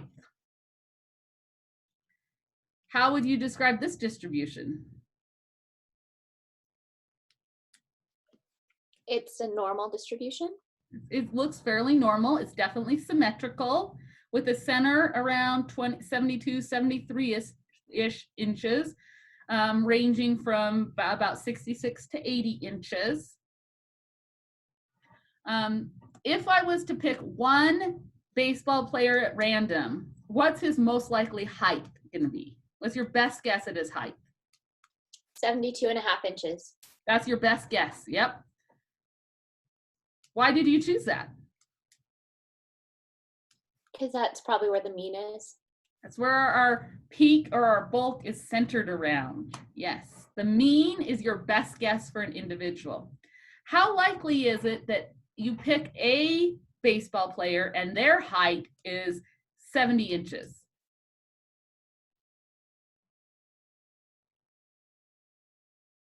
Not that unusual. How would it be if you had a whole team whose average was 70 inches? Would that be unusual? Yes. Yes. Okay, that's the idea that we're getting at in this chapter.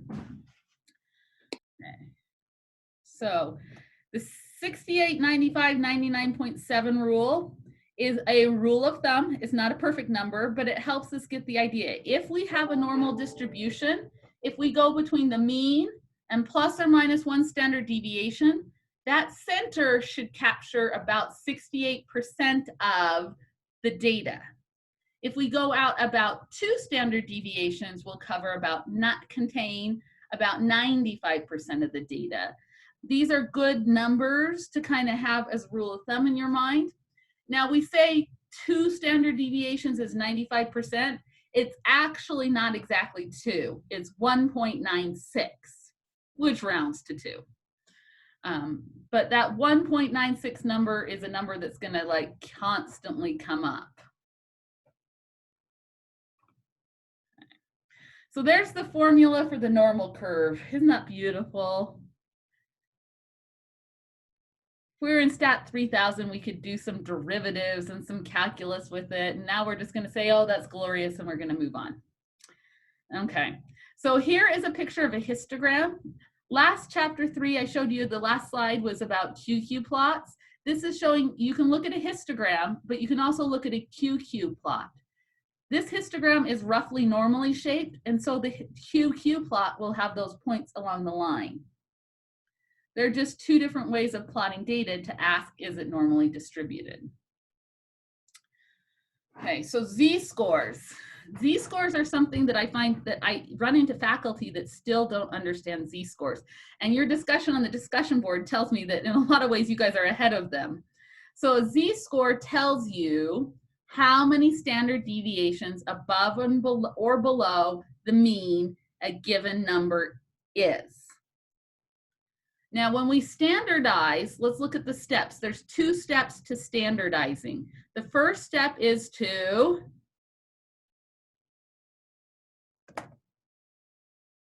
subtract the mean value. What happens if we, to the shape of a distribution, if we add or subtract? To everyone. Add or subtract, it just shifts it. Does it change the shape? It doesn't. Does not. Then we're going to divide by the standard deviation. What happens if we multiply or divide? What happens to our shape? It shifts, and it might stretch or compress, but if it's bimodal before, it's still going to be bimodal. If it was skewed before, it's still going to be skewed. When you standardize, you convert your scores so they have a center of 0 and a spread of 1. It does not change it to a bell curve. Standardizing does not normalize, as in make it more normally shaped. That's the part that often gets confused. If you have skewed data and you make them into z-scores, they are still going to be skewed. So the z-score tells you how many standard deviations from mean that value is. So if a z-score is negative 0.5, it tells you that value is a half a standard deviation below the average. So the units tell you how many standard deviations. Okay, example situations. This is where I'm going to get out my pen. Let's see. Oh, I want to open this in. I open this in. Okay, let's go here. I want to open this where I can write on it.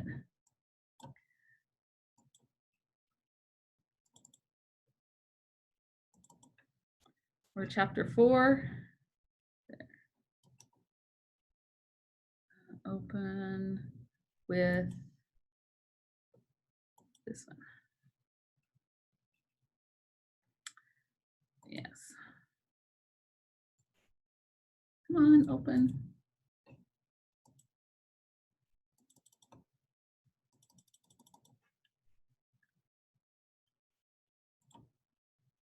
Come on, why aren't we opening?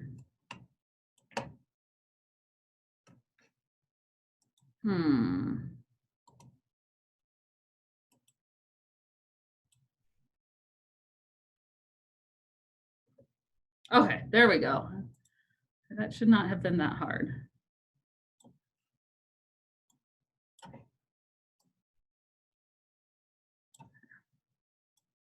Okay, here we go, examples. Okay.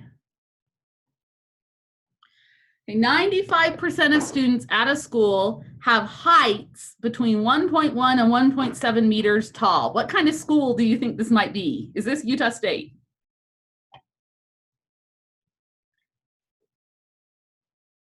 How high is a meter? Like 3 feet, 3 inches. 3 feet. Yeah, so these are probably kiddos. So if we assume that the heights follow a normal distribution, can you calculate the mean?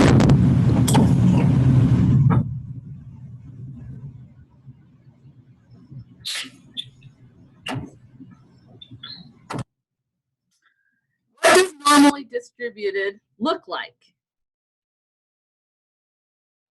Like that, right? Symmetrical, it's symmetrical. So if 95% are between there, You should just be able to get the midpoint of those two then, right? yeah, we can find the middle of those to tell us our average. And this is in terms of meters. So let's just average those out to get our mean. And actually, it's talking about all students, so this would be mu. Let's see, what do you guys get?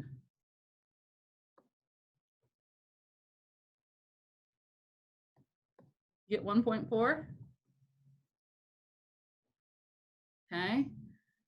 So we know that it's symmetrical. Now can we find the standard deviation?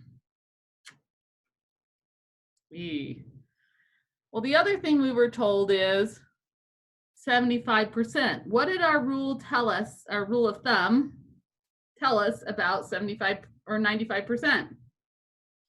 It's 2 standard deviations away from the mean. So we know if we go over 2 standard deviations each way,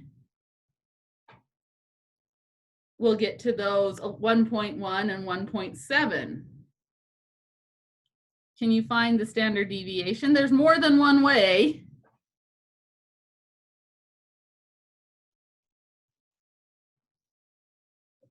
How many total standard deviations does that span? The 1.1 to 1.7. 2 on this side and 2 on that side. So we get a total of 4. So you can either subtract the endpoints and divide by 4, or you can subtract the center to one endpoint divided by 2.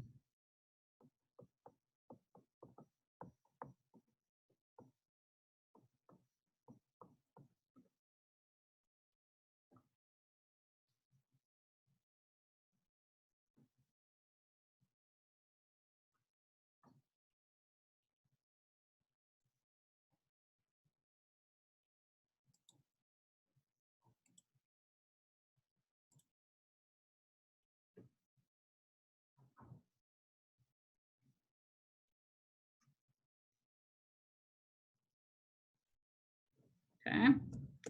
So you have a friend who's 1.85 meters tall.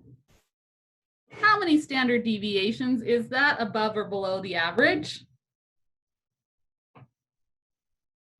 We need to make a z-score. What was the formula for a z-score? Mean divided by the square root of the sample number. Subtract the mean, divide by Oh, that's not standard it. deviation. Wrong one. Standard error of the mean. That's if we have a sample. You're one step ahead. So our friend is 1.85. The mean we found, so we subtract the mean and divide by the standard deviation.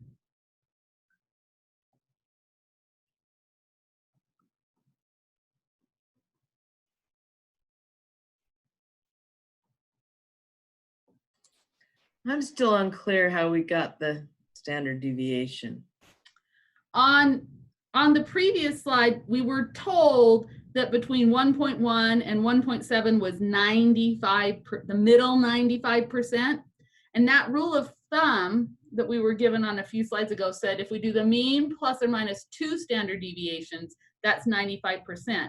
So that between 1.1 and 1.7, that distance had to be 4 standard deviations wide. So we subtracted it in meters and divided it by 4 to get the size of a single standard deviation. Now, when I do these problems, now somebody said that they had sketched a lot of normal curves to do this homework, right? I still sketch my normal curves for this kind of homework. I will sketch a normal curve for every single problem.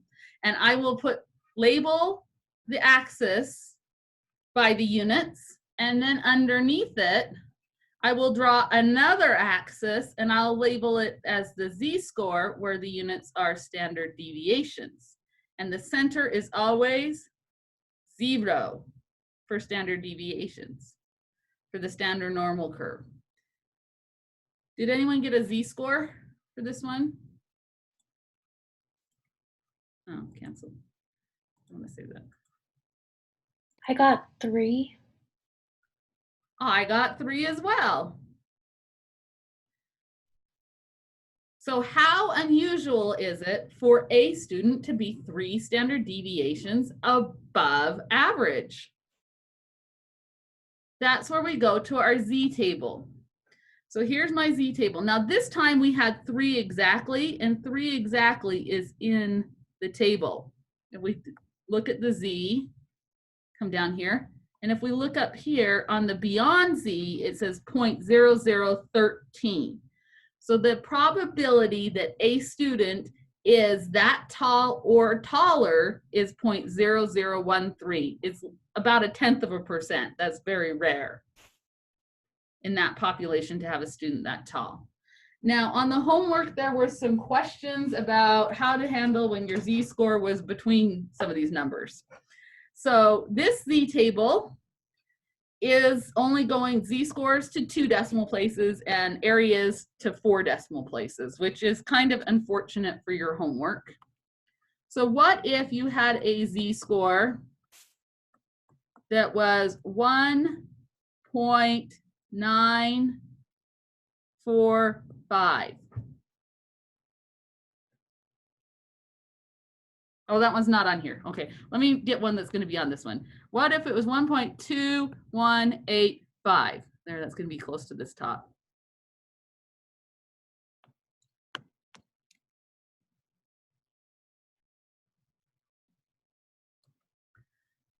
If my z-score, if I calculate it to 3, now what, according to our rounding rules, how would we round this number? 2 to 2 decimal places. 2.19. Would we round it up? Our rounding rule Zeros said after, yeah, so it wouldn't. it says cut it off here. If it's just a 5, we only round it up if it's odd, which it's not. So this says we should leave it right there. But 1.85 is exactly between those two values. Now, this table only shows the z-value to 2 decimal places, but is the z-value only 2 decimal places? No, it goes on for infinite values in the calculus. This table doesn't show them all. So what should the area beyond z be? Well, you can choose to not round it or to round it, but for my homework, if your z-value is exactly between 2 of these, I want you to do linear interpolation and split the difference in between there. So what would the area be? 0.0144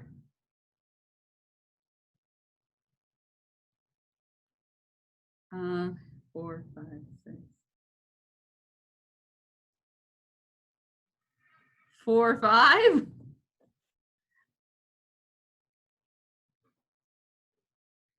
So average those two. What if it had been like that?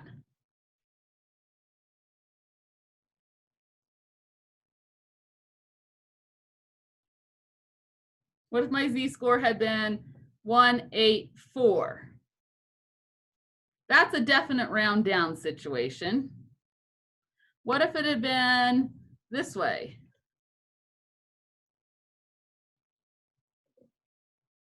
Definitely round up. But if it's in between with that like 5 weird rounding rule, just split the difference. Now, I will try not to have this happen on the homework because this is ridiculous. Because in the real world, we just let the computer do it to 10 decimal places and we don't worry about it. This is an artificial problem that just happens because our book table only goes to 2 decimal places. Okay. If you get a problem wrong because you've rounded wrong in this table, please let me know and I will give you credit, because I wish I could give you credit for either one, rounding up or rounding down. Sometimes the answer key in the back of the book rounds down, sometimes it rounds up, sometimes it splits the difference. It's very inconsistent. I don't know who made the answer key, some grad student, probably a different grad student for every chapter, and they didn't get a consensus on how they should do it. So the same thing happens because you can use this table to go from a z-score to an area, but you can also go from an area to a z-score. So what would you do if you knew that the area was, let me find one, 0.0103. If that was the area, what's the z-score?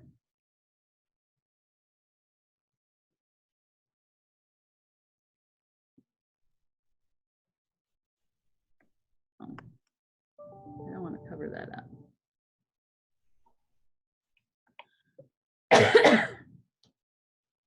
What should the z-score be?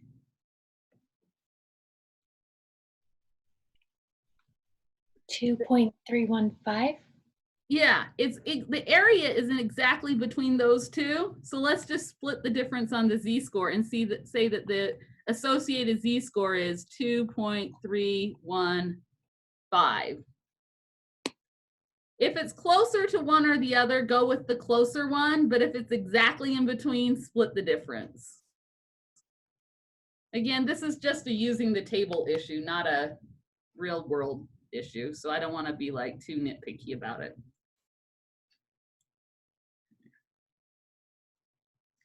Okay, we could do a bunch of these examples. I want to get into R today. So we do need to hit one more idea. Okay, this is the idea of inference. Inference says, we want to make a statement about the whole population, but we cannot measure the whole population because of time, energy, budget, impossibility. So instead of measuring the whole population, we're going to measure just a sample. And based on the sample values, the sample statistics, we're going to make a claim about the entire population. That is inference.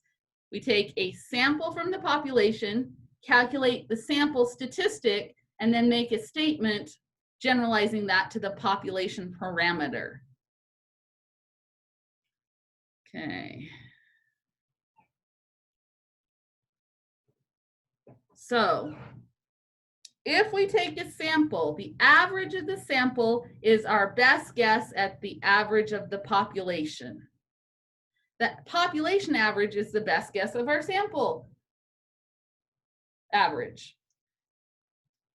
But if we take a sample, the sample is lots of samples, the spread of all the sample averages will be less than the spread of the whole population. So Melissa, you brought this up on the textbook. There was a plot on, it's chapter 4. Do you remember which figure it was? I don't have my book here with me. Oh, it was page 112, figure 4.5. Let's see, let me pull up our textbook.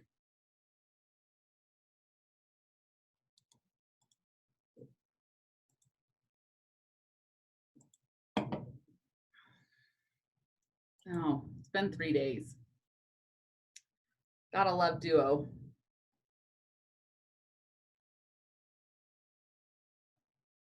Page 112.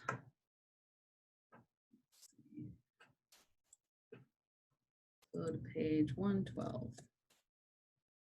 One good thing about the digital book is you can jump pages pretty quickly. Come on.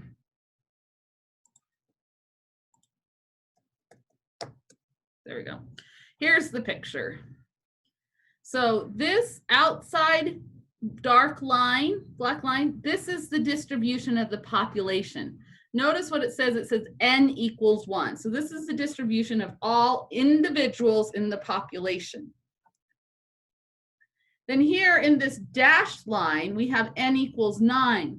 So if we take a sample size 9 and calculate the average, and then we go get another sample size 9 and get its average, and we keep getting sample size 9, the averages will be less spread than the individuals. The spread of the sample averages will be less than the spread of the individuals. How much less? Well, it depends on the size of the sample you draw. Now notice this dashed line is a sample size 9. This other solid line in the middle is sample size 100. So this is supposed to be, what does it say? Distribution, simply, oh, it doesn't tell us. It says height of probably men. I don't know. Maybe it's women. We'll say it's women this time. No? So height is 69. So looking at this outside curve, how likely is it that someone is height 72? Well, when we do the z-score, it's about a 15% chance, 0.15 something. I forget what we looked up, Melissa. It's about 1 in 6. So it's not that rare. I mean, it's kind of rare, but not impossible that a person has a height of 72. But what's the chance that you would sample 100 people and have the 100 people's average be 72? That's a lot less likely because the sample means are less spread out. So the formula for that, how much less, is given by this formula. The spread in the sample averages is equal to the spread of the individuals divided by square root of n. It's smaller by a factor of the square root of n.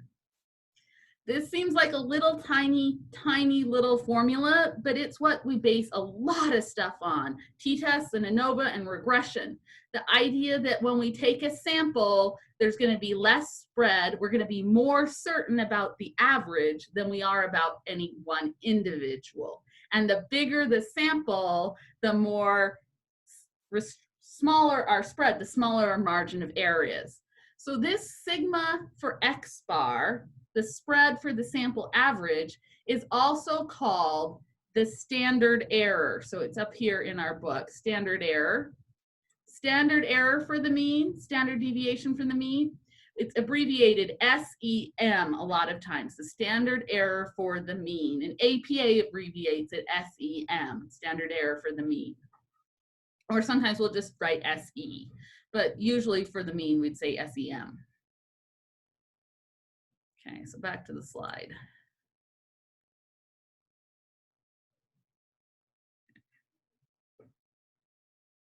Okay, so even if we have a skewed population, so here is a population of all calls to a bank in a month. Notice what's the most likely call length at this bank? It's very, very short, but there are some calls that take a long time.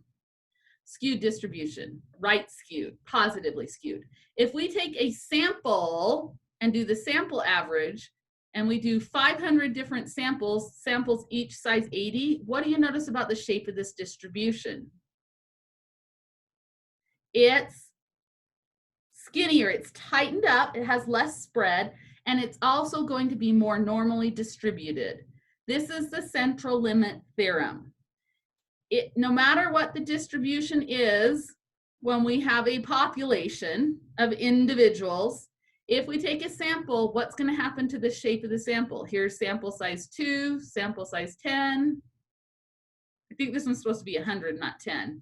The bigger the sample, the less the spread and the more normal the shape. This is why we can use the average even if we have a skewed distribution when we take a sample, because the sampling distribution will be more normally distributed. So this is the words for the central limit theorem. When a sample size is large, usually at least 30, the sampling distribution for the mean is approximately normal with the mean of the population and a standard deviation less than the population standard deviation by a factor of square root of n.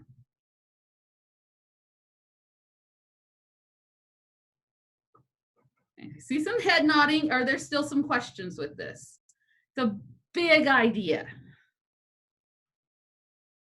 Okay, I need to come up with some questions. Let's look at, well, I don't want to do all these examples. Let's get into R. Okay, let's go back to chapter 1 in R, shall we? We ready for R? We have just under an hour left. Let's get into R. So let's see, assignments. Okay. Chapter 1. Chapter 1. Actually, I'm going to get the key for chapter 1 because, well, we'll do this one.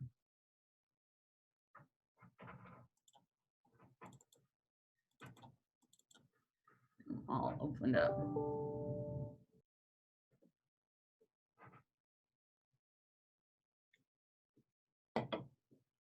Okay, I'm gonna look, chapter 1. Okay. So the first thing we did, df0, which, oh, df0, not O, which we did read Excel, and we called it Eno.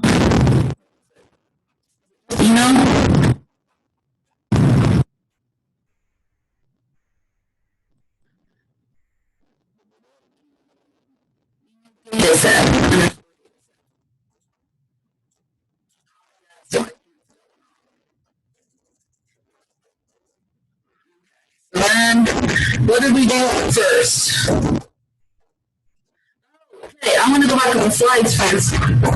0.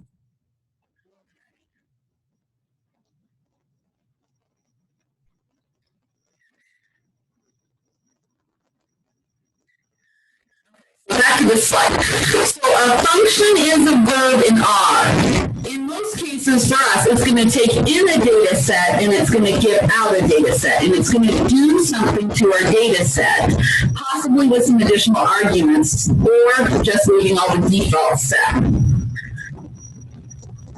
Sometimes we want to go multiple steps, and so we're going to use the pipe to connect steps. Now, this is a picture of the tidyverse. The tidyverse is a universe of packages that play nice together, and they all have functions where the first argument that goes into the function is the name of the data set.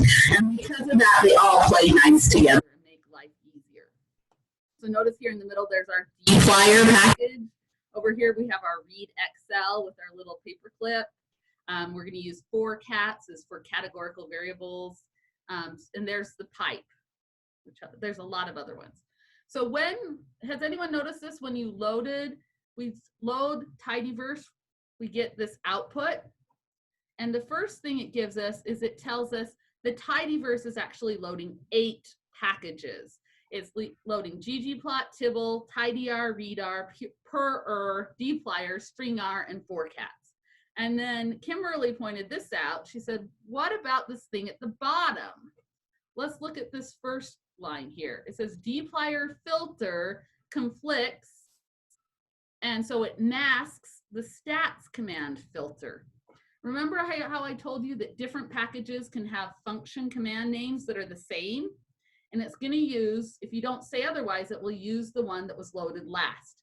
So this is telling you that if you just say filter, it's going to use the dplyr filter instead of the base stats filter. And if you say lag, it's going to use the dplyr lag function instead of this base R stats lag function. That's what this information is giving you. Okay, so we looked at the pipe. This is what the pipe does. So if I'm going to do multiple steps and all of my steps use a data set and return a different version of the data set, like I might want to filter out some steps, some cases, but maybe just the control group. I might want to filter out the control group and then summarize how many there are. I'm going to take my original data set. First step is filter out some of it. Second step is summarize. So I'm going to do 2 verbs to my data set. The pipe lets me do that in a way that I can read from left to right instead of inside parentheses, outside parentheses, or instead of saving multiple steps. So that slide didn't show up. Let's see, neither of those did. So it can be thought of an assembly line. Sometimes we call it a pipeline. So here's my car. What's the first step? The first step is to put some pieces on it. The second step is to weld them. The third step is to put on the doors. The fourth is to put on the roof. The fifth is to put in the glass, and then I have my final data set.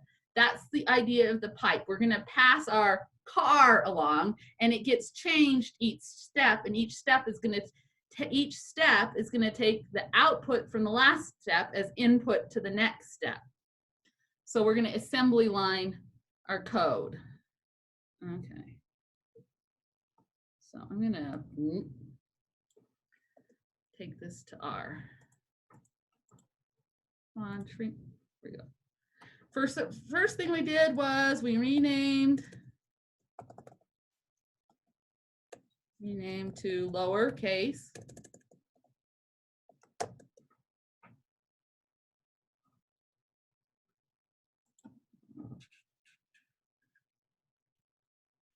Oh, we're just supposed to print it out here. Print it out. Okay. Okay, so I'm going to skip down here. Dim. Okay, here's where we rename. df0 dplyr rename all to lower. And then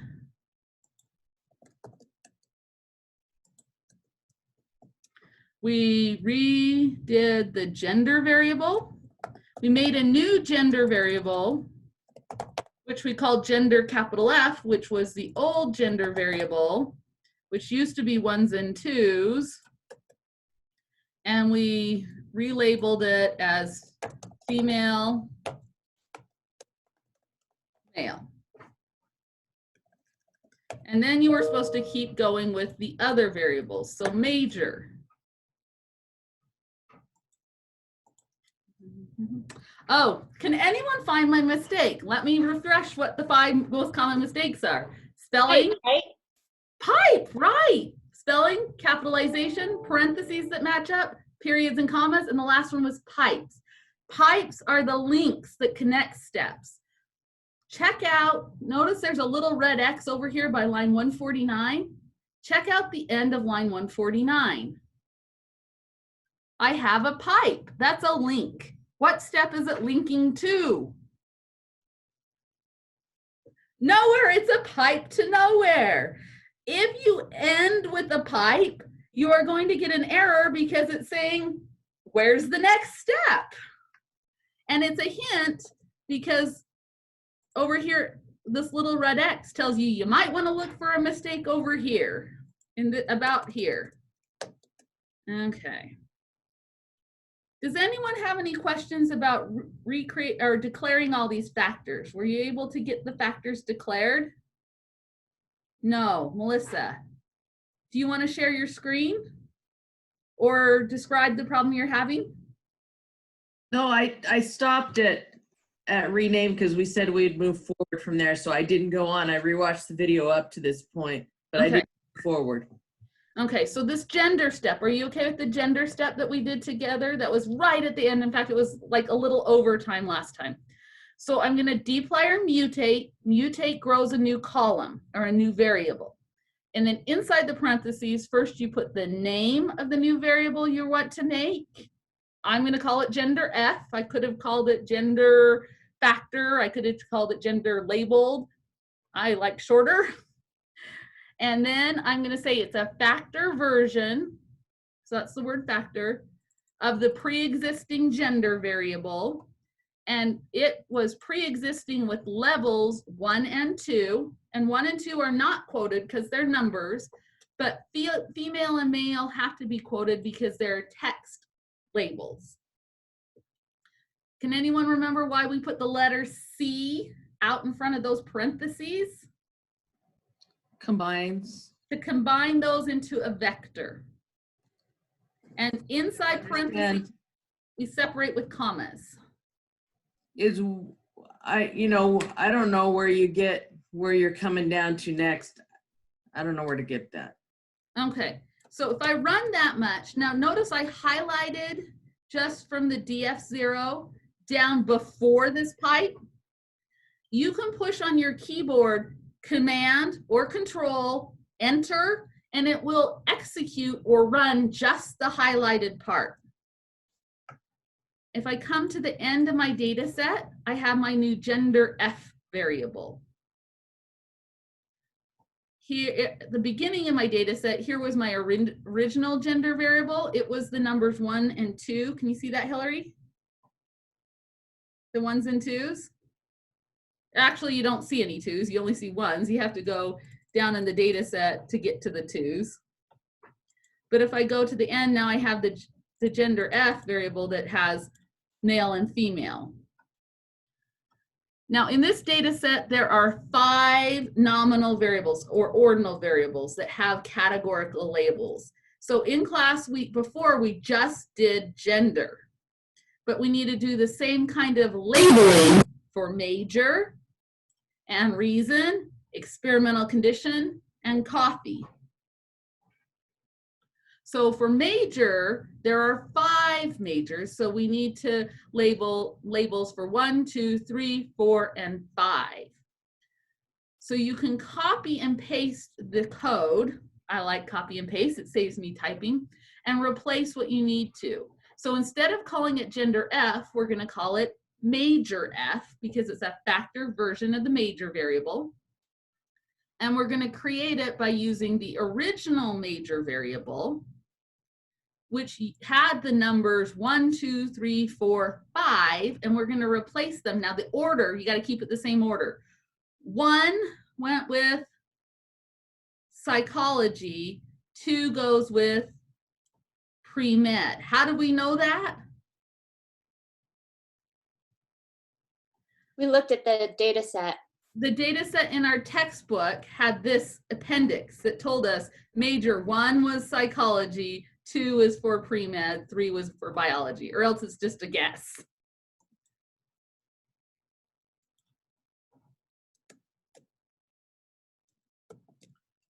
Okay, so how would we start the next one? What's the next variable we need to do? Reason, the reason they're taking their classes. How many different reasons are there that they're taking the class?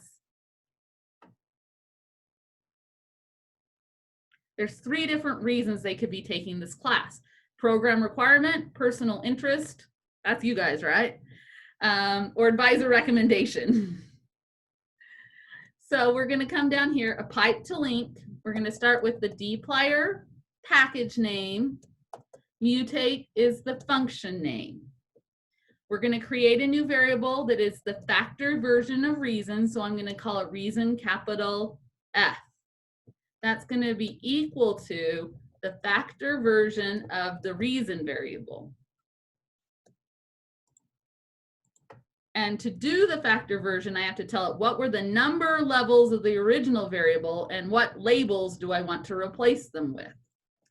The reason variable had what numbers? 1s, 2s, and 3s.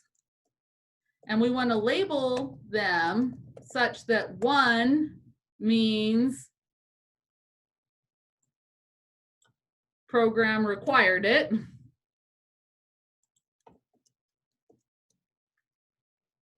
2 means personal interest.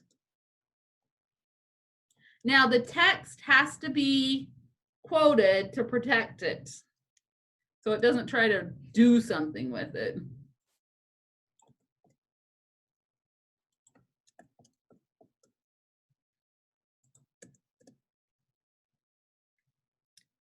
Now, if I run this code, how many new variables should it be creating? Gender F, major F, and now we're also going to do reason F.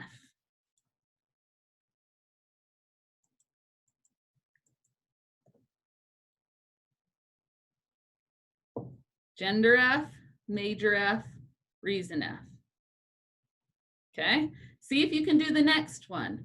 The next one is for experimental condition. This is whether they were randomly given a bonus question that was easy, moderately difficult, really difficult, or nearly impossible.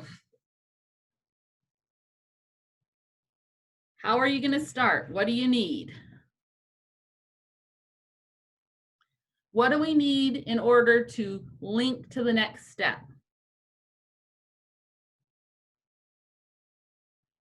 A pipe. We need a pipe. How do we type a pipe? Percent. That weird set of symbols. Yeah. Percentage greater than percentage. That links us to another step. What's the command function we need? The verb? Dplyr. Dplyr is the package. Oh. But the command or the function inside that package we need is mutate, to grow not a third eye, but a new variable at the end of our data set. What should we call this new variable?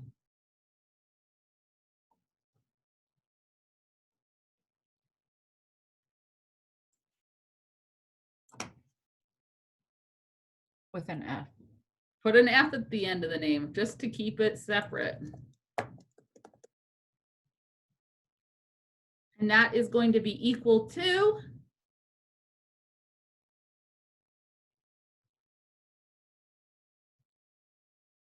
Factor. factor version Of X condition. of the original variable experimental condition. And we need to tell it how the labels are going to be attached. So first we have to tell it the numbers, and then we tell it the labels. So those numbers are called levels. Oh, how many levels were there? 4. 4. And what numbers did they use? Oh, 1, 2, 3, and 4. 1, 2, 3, 4. They were easy, moderate, difficult, and impossible. How can I check if I make sure I'm doing okay? Run the code. If I run the code, I can see if I get an error. And I didn't get an error, that's good. So I can go to the end and see, do I have the experimental condition F variable that now has these labels instead of the numbers 1, 2, 3, 4. Okay, there's one variable left. It is coffee, whether or not they are regularly drinking coffee. I want you to do that one, and I will wait. And then we will check it.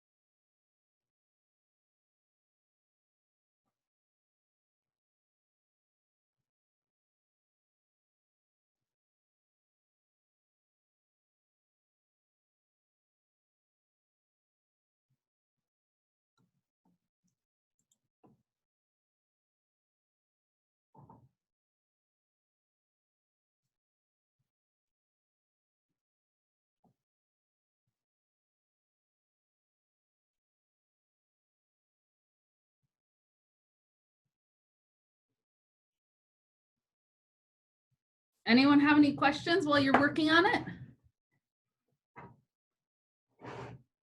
I have loads of questions on like the next one, or 3 and 4. Uh-huh. Do you have this one done? Can you walk us through it? I do have this one done. Okay, tell me what to type and I will be your fingers. All right, let me pull it up.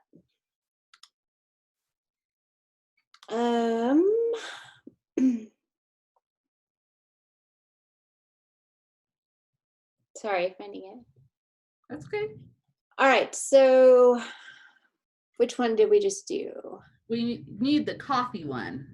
Okay, so we're on coffee, so we're gonna do dplyr, : mutate, then lowercase coffee, capital F, equals factor, parentheses, coffee, comma, and then levels equals C,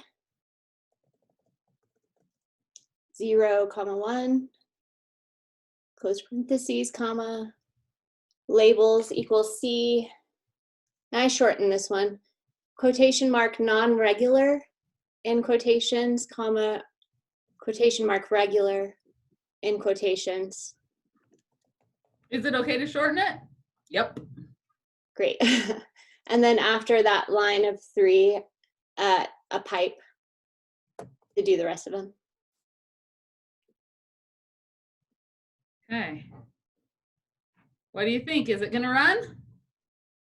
It will run without the pipe. Yeah, do we need the pipe? Do we 'Cause need isn't this that the pipe at last the one? end? So it'll run without the pipe, but I have the pipe because it goes on to the other ones. Okay. For this one, we would stop here, but it's still not running.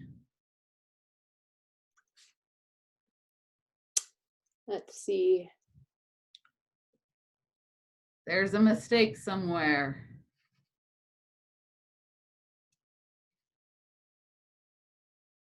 There's no red X to show us which line, but there is a little strip of red over there. Need a pipeline, right? Whoa, a pipe? Where? Right Oh, after prior. impossible. Yep, this line After the previous one, yeah. didn't link to the last one. Yeah. You've got to link all your steps. Now, in this, I'm going to put a line enter there so it's not wrapping. You can put enters wherever you want, so that things don't wrap, so that things wrap nicely if you want. But we're supposed to save this. It says save it as df1. So the saving actually happens at the beginning. Now, if I run this code chunk with a saving assignment arrow at the beginning, what output will be created? df1. Will it be No, it won't do anything, but it'll give you the variables at the bottom. But nothing will be outputted out of the chunk. Instead, down in the global environment, it will show up.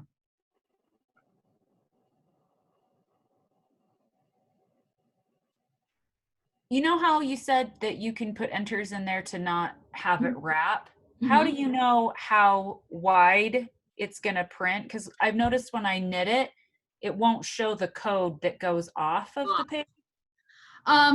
There is, You know. I don't know a good way. I know that if it's about this big on my screen from experience, it'll be okay. So generally, that's how I judge it, is if I can see it on my screen, it's usually pretty good. Okay. Personally, I'm like a little OCD about putting enters everywhere. Okay.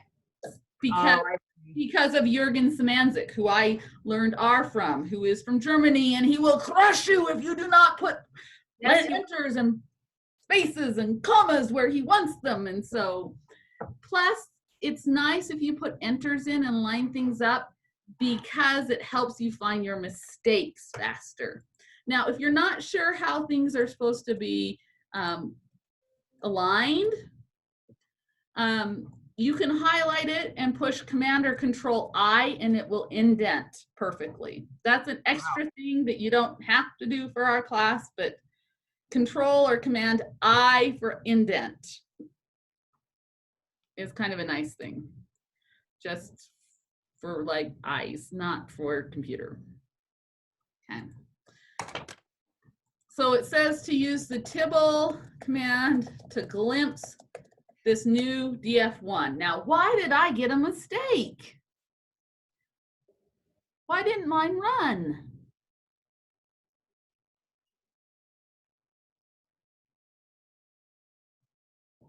You got a capital D in there. Oh. Spelling capitalization. I spelled Tibble glimpse right, but what about df1? If I look down here in the global environment, or if I look up here, the D should be lowercase. Man. So now if we look at this, all the original variables are what kind? DBL, that means they're being treated as numeric. What are these last four? Factors. We've declared them as factors, and they will be treated as such. Okay. Okay, the next question, number 2. We're supposed to create a new variable that is the math quiz score plus 50. We're going to give everyone a bonus, and we're going to call this new variable math quiz underscore P50 for plus 50. So it says we need to start with the previous data set df1. Now, I like to copy and paste. I suck at spelling and capitalization. So I like to start off running the data set that I have so I can see how the variables are spelled and how they're capitalized to keep from making as many mistakes as possible. Okay, so now we're going to do something to this. To do something, we need to link it with the pipe. Now, how do we create a new variable?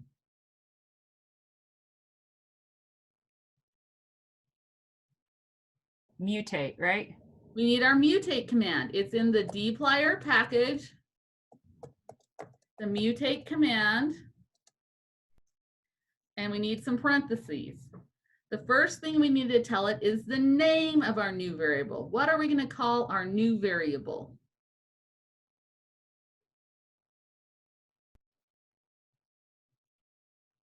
It says math quiz P50. Math quiz P50. Now, how do we calculate someone's math quiz P50 score?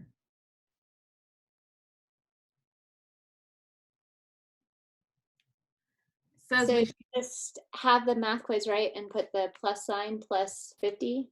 we're going to use the plus sign and we're going to add 50. So we're going to take the original variable. So we're going to say math quiz plus 50 is going to be equal to the original math quiz score plus 50. Now, I can run that to see if okay, no mistakes. That's good.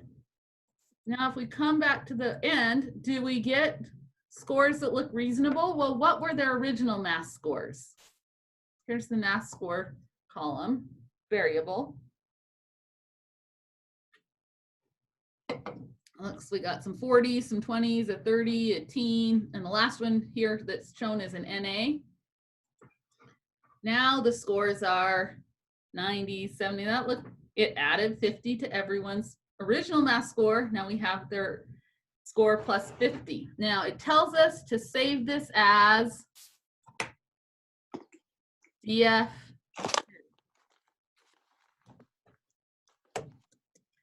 If you have that saving operator, that assignment operator, nothing gets spit out underneath the chunk.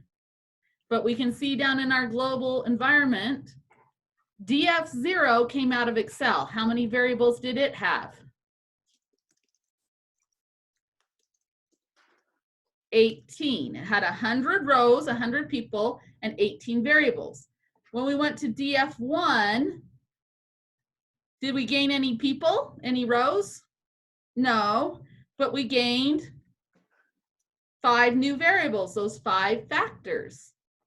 And now when we move to DF2, we've added 1 more variable, the math quiz P50. Now, when I was showing you that printout before, we had math quiz variable over there and math quiz plus 50 variable way over there. Kind of hard to compare them. So we can use the select command also out of dplyr to select just some of the variables to show. So I can start with DF2, use the dplyr select command or function to choose just a few of the variables. And I want to choose the, now here's a little shortcut or kind of trick that helps keep me sane. I don't remember what the variables were all called and I don't want to scroll up. So I'm going to highlight just the DF_2 and I'm going to use the keyboard and press 2 keys at the same time, Command or Control and Enter to execute just the name. What happens when you do just the name? It shows you the data set. Because I want to know, I want to have 3 variables shown. The identification variable, the original math score, and this new math score plus 50. Which variable name is the ID variable? It's a hint, it's not ID. It's called something else.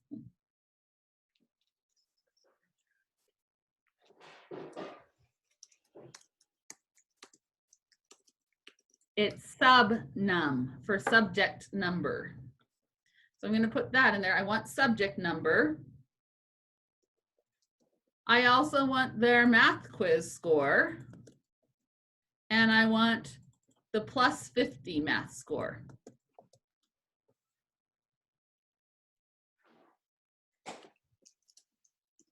Now I've made a mistake. If I try to run this, I'm going to get an error. Can anyone see my mistake? I'm trying to select 3 variables, subnum, math quiz, and math quiz P50. You need commas? Commas. When you have multiple things listed in parentheses, you need commas to separate them.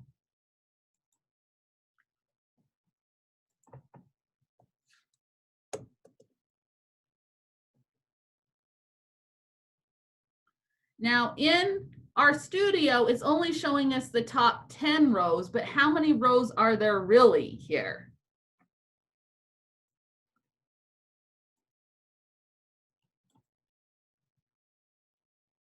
there's 100 rows. If you were to knit this, it's going to show all 100 rows. That's going to take like 2 pieces of paper. Do we need to show all 100 rows? The purpose of doing this is just checking. Does it look like I really added 50 each time? I probably don't need to show all 100 rows. So we can use the head function. So we can pipe on another step that says head to only show the top few lines of our data set. By default, it will only show the first 6 lines. See how we've only shown 6 rows? The first 6 people in our data set. This is a nice way to check and see if your new variable really is what you wanted it to be. Did we really add 50 to each person's math quiz score? Looks good to me. Okay, now we're going to create another variable. The third variable is, and it's variable, not variable, is to take the heart rate and divide by 60. Okay, what are we going to start with? Say it out loud, even if you're muted.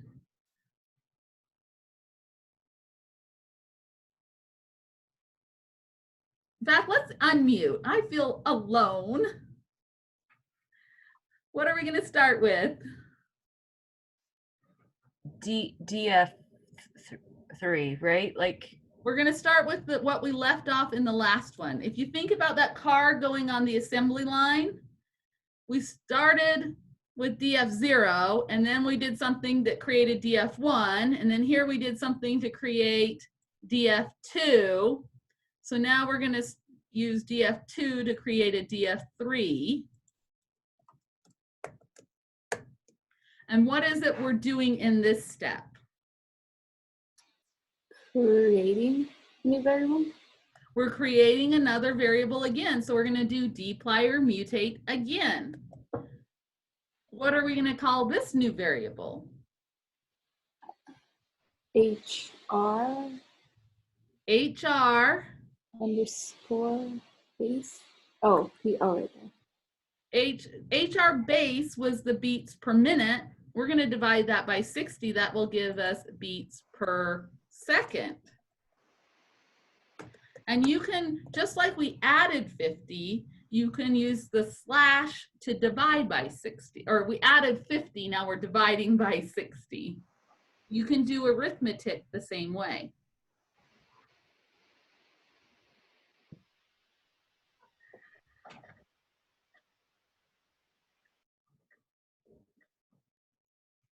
looks good. I think we can run that chunk for sure.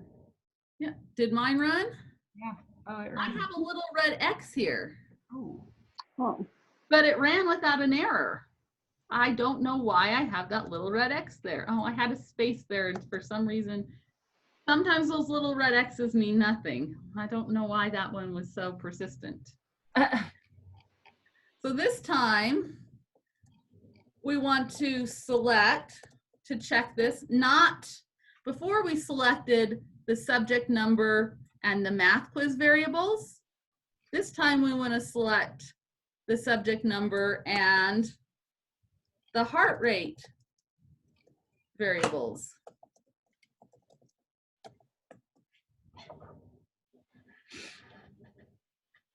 Can anyone see my mistake? Oh, yes. Is it the space comma? Well, let's get rid of the space. Back up one more. And one more. You don't want to have commas with nothing between them. Now, just like we could do head, we can do tail. The only difference is it's going to show the last few lines instead of the first few lines. And by default, it shows 6, but we can change that by putting an argument inside the parentheses of tail. We can say n equals 10, and then it will show the last 10 rows instead of the default last 6 rows.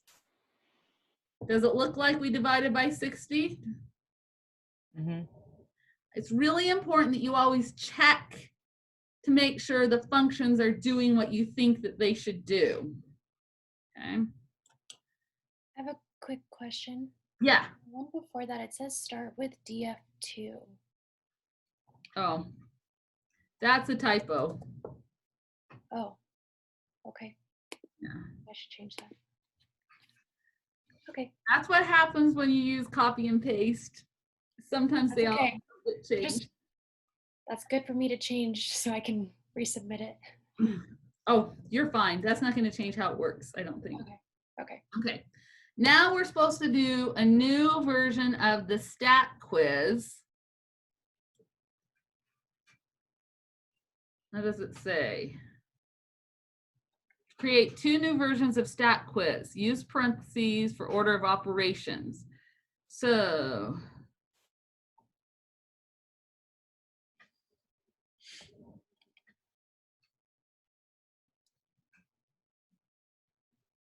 oh, they're not, all the details aren't in here.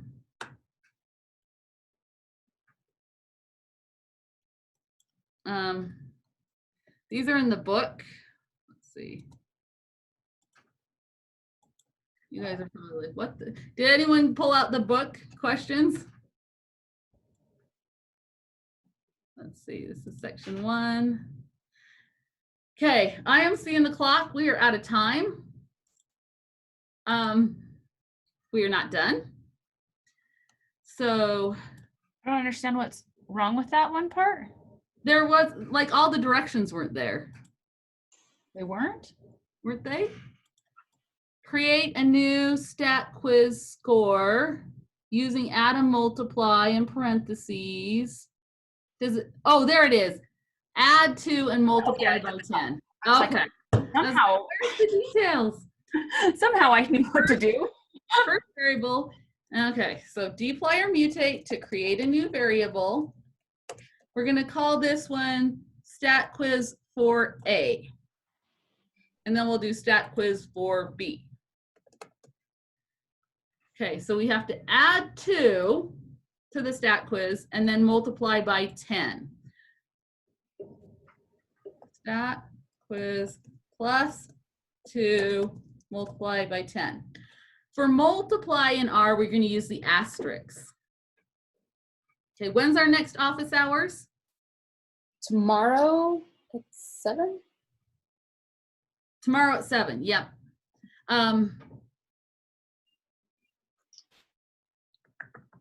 Yep. Sarah, wait, don't leave that screen. So if What, yeah. So here I put a plus 2 and yeah, an asterisk 10 to multiply by 10. But will this add 2 and then multiply by 10? it'll add 20. It'll add, why will it add 20? No, it'll add 2 to each value in the variable, right? And then times the whole thing. Oh wait, no, it needs a parenthesis. Order of operation. Order of operations. What we All learned right, thank you. in pre-algebra or whenever that is, we have to have parentheses to make sure that we do the plus 2 to everyone before we do the multiply by 10.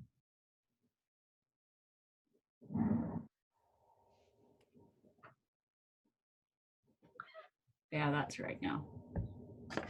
Are we missing a parentheses? I mean, the stat, no, maybe not. No, that, okay. 1 open, 2 open, 1 close, 2 close.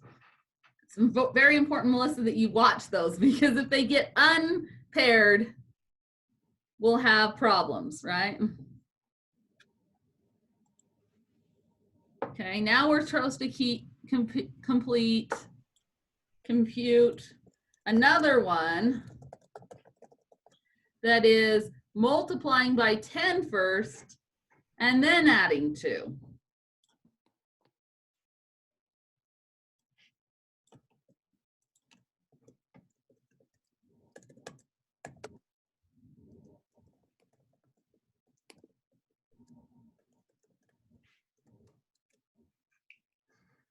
Will those come out to be the same numbers?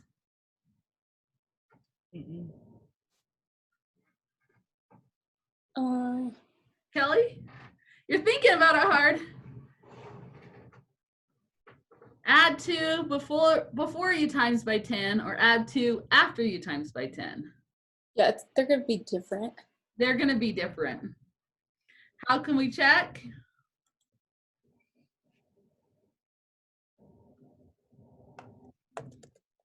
We can select just those variables.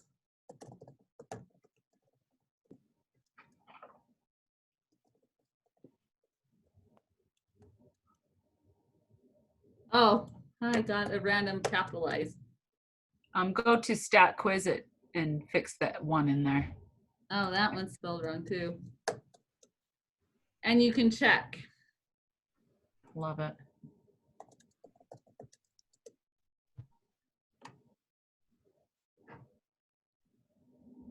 Okay, I'm going to stop the recording for the moment. Let's see.